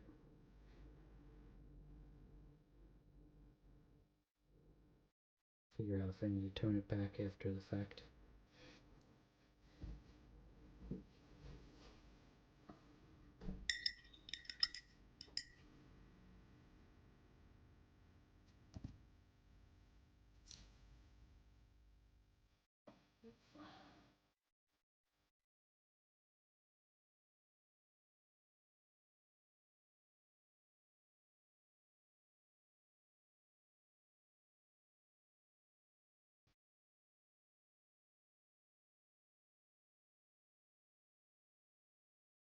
So what I did was I went back in and added a bit more of the Russian green, Russian uniform, and then I'm going to just make like a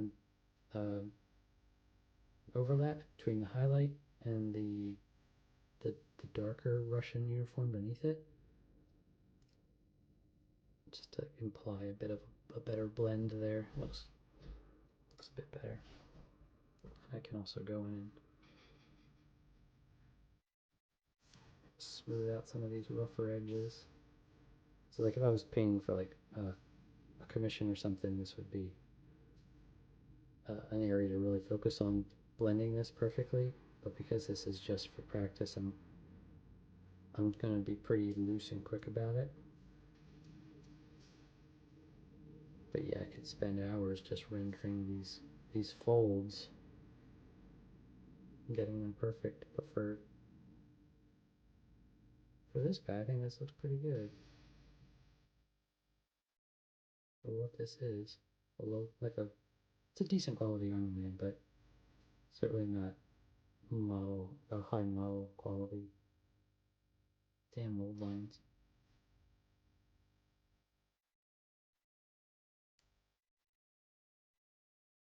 Um,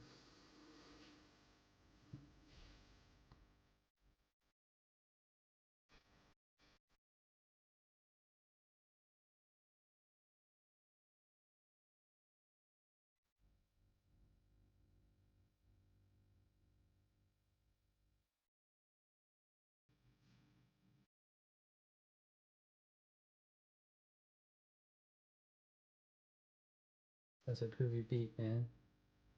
I'm digging that. Getting me, getting me a little bit pumped.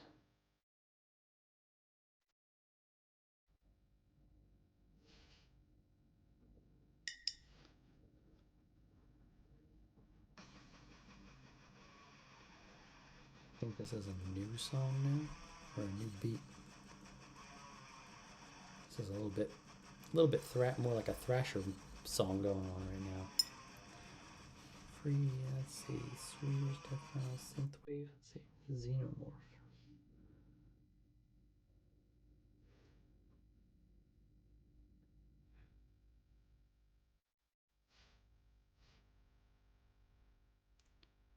Just gonna print up I'm gonna add some more.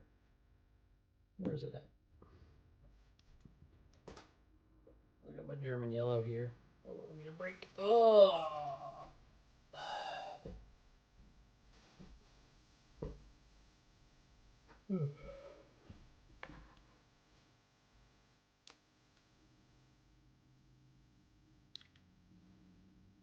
Yeah, thinking it might be a good idea to call this at like 110, 115.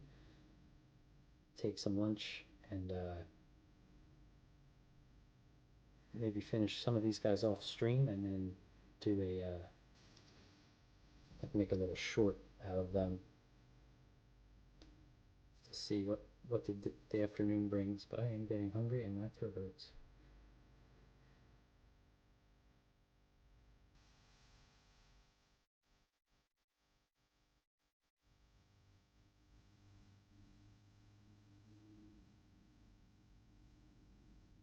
Not sure what color these buttons are supposed to be, so I'm gonna do them bright.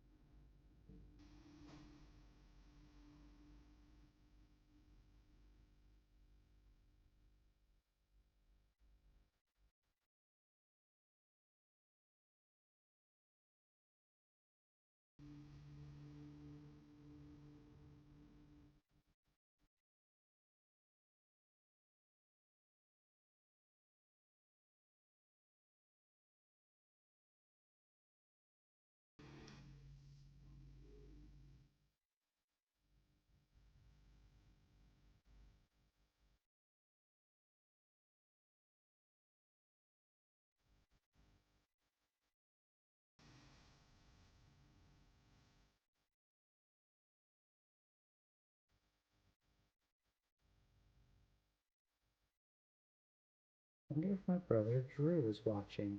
Sometimes he watches, but he never comments.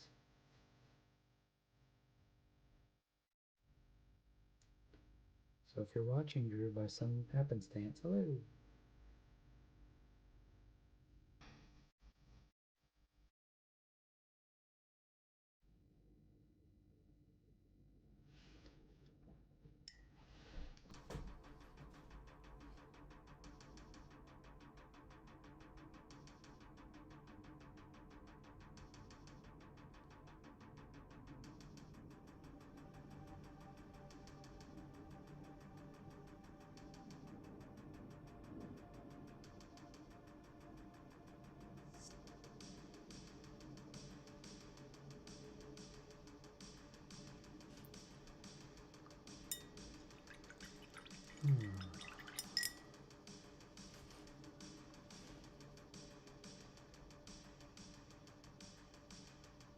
Now this guy doesn't have any of this refractive green on him, but I'm going to add some because I am an agent of chaos.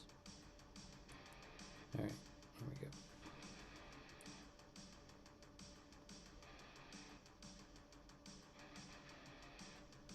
I just want to apply it to some of these recesses and build up some of the shadows a bit more.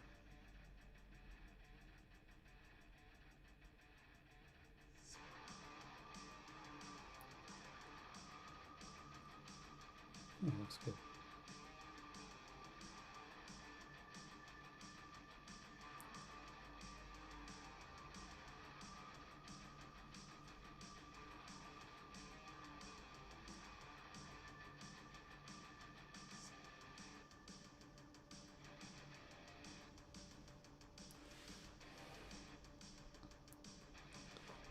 Underneath the brim of the hat. Careful around the eyes.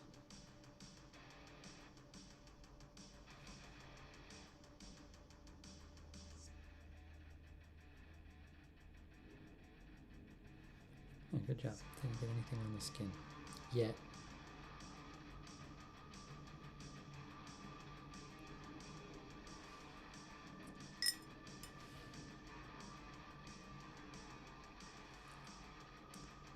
Still see a lot of that undercoat paint coming through, which I don't mind. It's just want to try and do my best to cover it up where I can.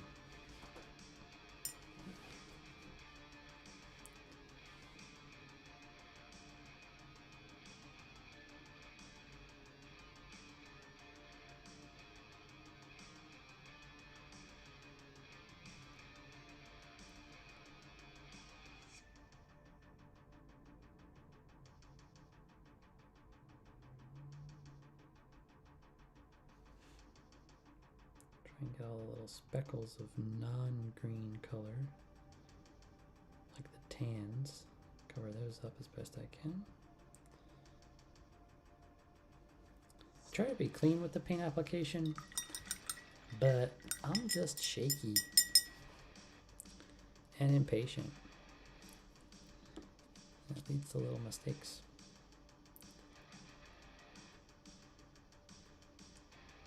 Some people could call that style, but I think in an ideal world I wouldn't have that. So I kind of have to make concessions where I can and improve along the way.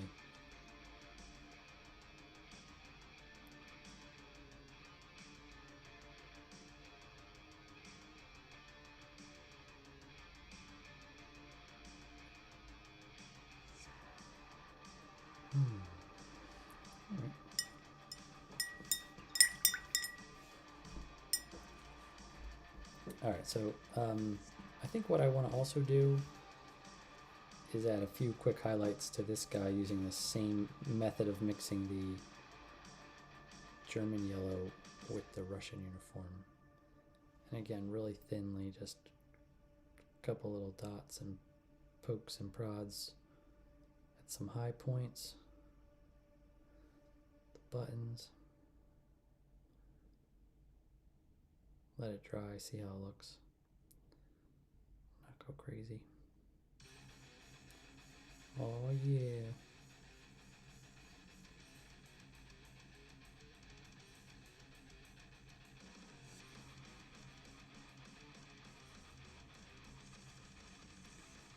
I'm not as big a fan of the drums on this one, but that's a crunchy riff.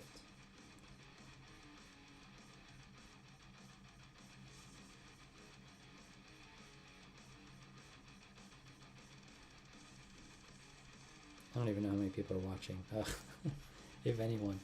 It says 5, so I think myself is included in that. So to the other 4 people watching, hello. Thanks for chilling with me this morning and this early afternoon. I am going to head out of here, I think in about 10-15 minutes. So just be aware of that. And get your questions in, or say hello if you haven't yet. Right in the chat.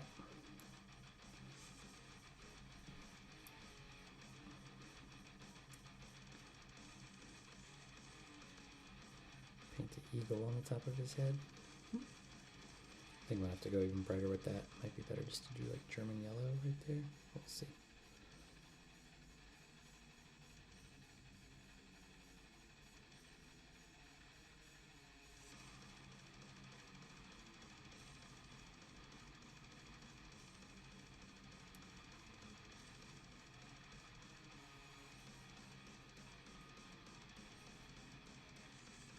I'm a bit more saturated with the German yellow just a second ago, and I'm just going to apply it in little dots to some of the raised areas. Not all of them, just a couple quick little dots.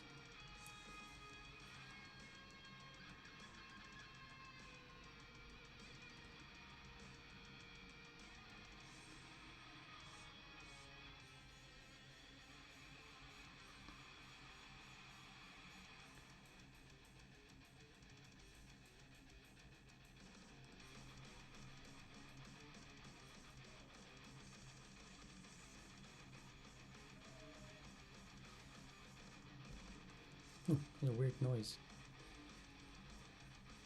Hey Hilko, thanks man. I hope I pronounced your name right.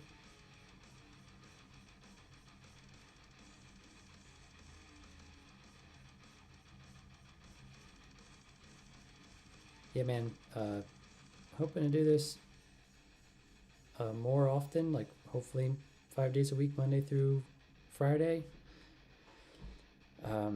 Just have to find the headspace and the commitment. But I would love to be doing this more, so I'm not painting alone, and I'm actually documenting what I'm doing a bit better. Okay, he looks pretty good. Yeah, that's enough contrast on him for now. Oh. So back to this guy real quick. I'll use a bit more of that saturated German yellow. I'm just going to hit these buttons and a couple of these raised areas.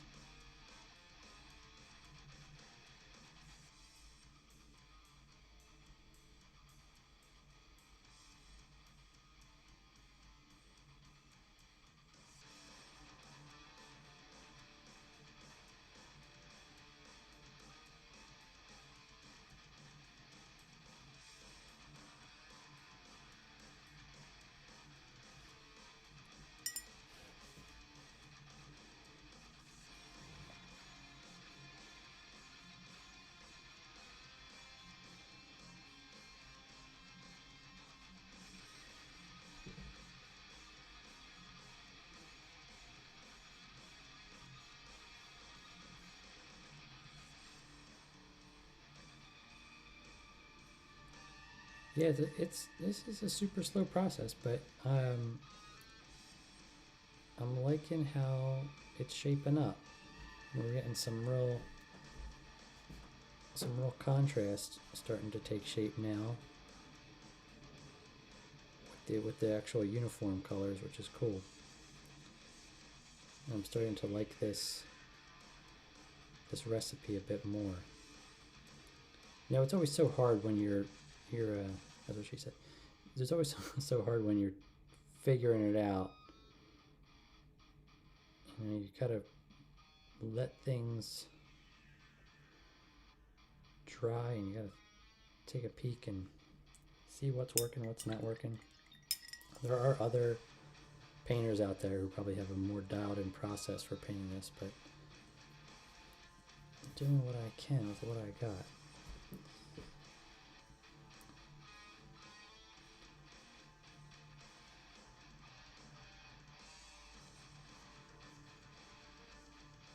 I like the little dots as the subtle highlight of adding contrast. Just little dots that follow the curvature of the raised areas of the uniform.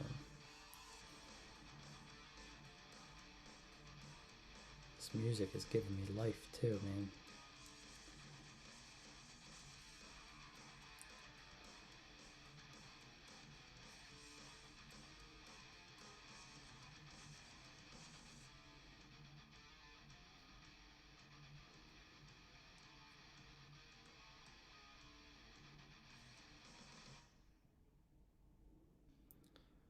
Plan to share them as soon as I get them. Hopefully they arrive before the weekend. That would be sick.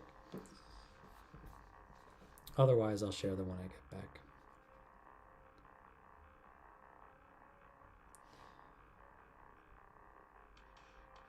I like doing the little eagle at the top here in more of like the pure German yellow color. Oh, do you know what? I didn't do his hat. I didn't do this little guy's hat. Totally forgot. Okay, so that needs to be done in refractive green, and then I'll do Russian uniform and German yellow. Alright. Darn, I can't believe I neglected that. Luckily, I still have a lot of the refractive green on the palette, so let's see how it applies.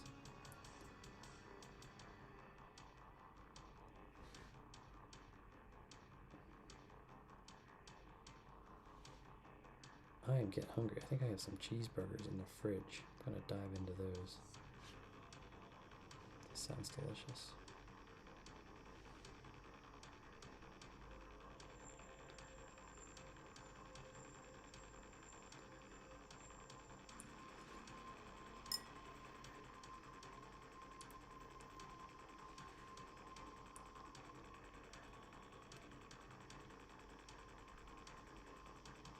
Thank you, Chris. I would,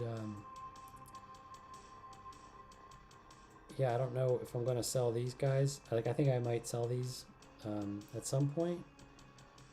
I have a bunch of painted figures I want to get up, and I want to launch an online store through my website, which is my name, jamesviola.com. But I think I need a bit more inventory first, and I want to figure out some pricing models. Like Chris, I'm curious what you would think a figure, like the price per figure should be if it's painted, and like where you draw the line. Like I guess it depends on the detail, right? But say like it was like say it was just one of these guys. Given the quality of the sculpt and how much detail is in there, like how much you could realistically paint, what would you expect to see these listed at price-wise, or what? Not necessarily what you would be willing to pay, but what would you expect them to cost? I guess is my question. I come from a background of graphic design, and over the past 15 years, I've built up a lot of skill in that area, and I can provide a lot of value in terms of branding and website design. So like my basis for cost is not relevant, but that basis for value and provided isn't relevant to this, like miniature painting. However, this is a tangible thing that doesn't make a person money. It's more of it's an art piece that someone will enjoy. Whereas the branding stuff is a business expense. It provides value to the business. It adds a value. There's an intrinsic value to it, but an extrinsic value as well if they put the branding onto anything that's sold. And then, so I know what to charge for those things. Like I know I charge X amount for a logo or branding, but these guys, like I could spend hours on them, but then I don't know what people would want to buy. I guess like selling the sets. I did sell 2 sets of Germans on eBay and they sold right away. But then I put up a set of British Commandos and they didn't sell. I put a lot more time into them, so the price was higher. But you know, I got to balance that. Like, how much time do I put in versus what people would expect them to cost. From what I've gathered, it's like around $35 a figure, but that means I have to do batch painting and I have to figure out like how to get that cost to make sense. Plus there's like more overhead in painting miniatures than there is with creating brand design, because it's all digital in that regard. So this, it's like there's figures, there's paint.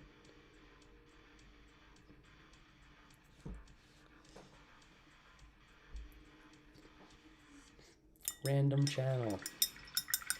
Thanks, man. I have some old tutorials. I have various tutorials up on my my channel. If you search through the videos, not the shorts, I've got one where I painted German, and then way back, my oldest video with the most views is how I painted some British paratroopers. But the process that I paint now, like a lot of those videos are more than a year old, so the process of how I paint now is different. And I'm using this live stream as an opportunity to sort of figure out what this painting process would be for making, like, painting Afrika Korps troops. And I think I've got it down. Like, I think I've got this in a pretty good spot. I like this limited color palette, and I have some, like, a good reference that I found online. Oh, cool. You didn't have to retract your message, man. That's all good. Yeah, I don't post a lot of longer form content videos for various reasons. I want to do more, but the long, like the short of it is that it takes me a long time to edit, and I end up getting a bit frustrated and defeated. So I don't always get them out. So I mostly focus on creating like shorts and then going live when I can, and then answering questions and painting in real time. But I do see the value in making this a more fleshed out tutorial, and potentially doing even more than that, like creating PDFs and stuff. So it's on my mind. But for now, I hope you enjoy the stream. Feel free to ask any questions. I am going to jump off here in 4 minutes. So I apologize if you just joined. I've been going for 2 hours, and you can watch the playback, and there's another video of me painting from Monday where I painted this guy. I used different colors on his jacket for that video, and then off camera that evening I repainted it, settled on this Russian uniform color. All the paints I use are Vallejo, and these are Airfix Afrika Korps soldiers. The colors I used were, the base coat is as a primer of English uniform, so the original color of the plastic looks like this. And here's kind of where I'm ending up with them. I haven't done any more detailing to the satchels or the gun. The dark brown bits are basically just base coats. So English uniform for the base, which is this color. It comes in a spray paint can as well. I use that. The jackets and pants are refractive green base coat, highlighted with Russian uniform and German yellow. So German yellow and Russian uniform get mixed in. That's what you kind of see here. German yellow being the highest point. I used Hull red. This is part of their new line of model colors. Used Hull red on all the dark pieces, the dark brown. That's going to get hit again with a higher, like some texturing and highlights, maybe in another video. So those aren't necessarily done. And then all the straps are desert yellow. So this is 6 colors I'm using for this guy. So, and then the skin color is desert yellow mixed with a bit of buff and brown rose. The English uniform color sort of ended up being my base dark shadow color. Then I mixed in a bit of buff and brown rose for some liveliness in the cheeks. I'm still on the fence about whether or not I really love it. And then the buff has like the highlights. So I'm still trying to figure out what the skin tone should look like, but working with English uniform gives them a nice bronzed base color, which looks pretty cool. So cool, yeah, I'm going to end this stream now. My throat is killing me and I am hungry. Thank you everyone who stopped by, asked questions, and continues to support the channel. Please, consider subscribing if you're not subscribed, and hit the like button. And this video will be available to rewatch as soon as I end it. I'm gonna pause the music now. It's getting a little repetitive. And yeah, I'm gonna try and do this again tomorrow from 11 a.m. to about 1 p.m. Eastern Standard Time. Yeah, what's your final question, Ram? Injured troops. So I haven't painted them with any gory detail or anything, but I do have several injured Germans from a set by BMC Toys. They are in a box under my table right now, which is over this way.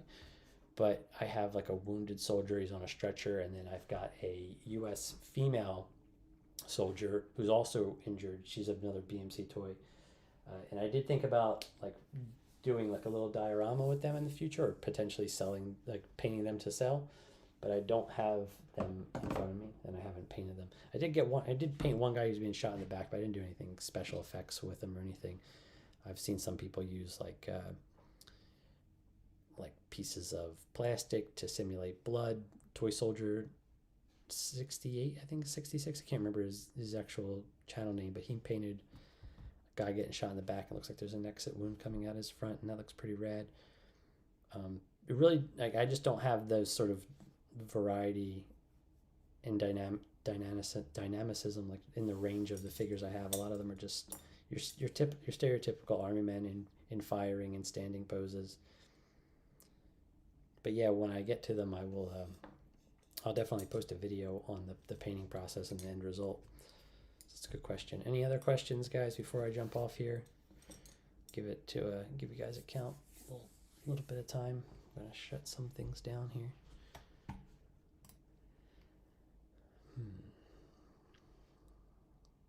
This was fun though. This was a good session. I made some real progress on these guys, and I think I'm getting them all in line with each other. It's in 2 hours I was able to basically finalize what the color scheme should be, apply some base coat and highlight to this guy, still need to highlight his hat, rework this guy a little bit, add some highlights to him, and then just discuss everything that's going on. Painting, doing the streams is a lot of fun, but I'm not sure what people really expect. So it's just sort of is what you get, right? In terms of the music, how much I need to talk, what I need to communicate. And yeah, I would love to turn this into like a full-length video at some point down the road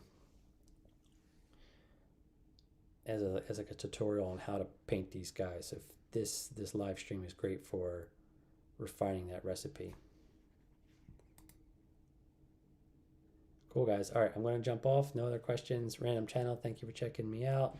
Chris Pacer, Hilko, thank you. I'm pretty sure Jeffrey already left, but these are the people I saw on the stream. Mohammed, Kanan, Blackjack, if you guys are still here.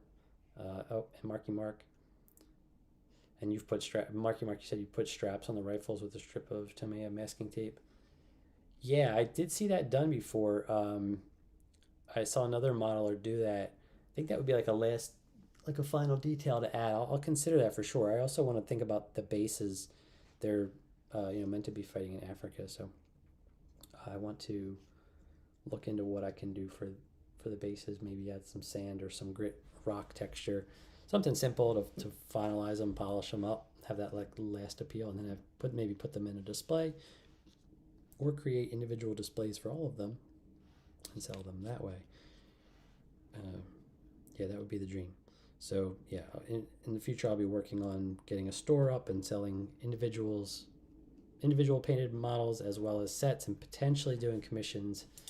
We'll see. I'm not sure how in love with that I'm going to be. I'm at the whole point of painting miniatures really would be to get away from the services model of running a business, because I'm sort of burnt out on that from running a design company and working in design for 15 plus years. But if there's enough interest, I will certainly consider doing the commissions. But for the most part, I want to paint what I want to paint and then sell it, and hopefully people like it and want to buy it.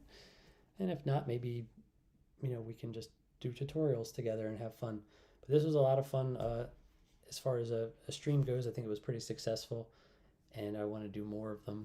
So keep checking back. Maybe I'll get a good rhythm up and a good routine, and I can do this every day during the work week. Yeah, thank you guys for stopping by. I'm going to hit end on the stream now. Take care.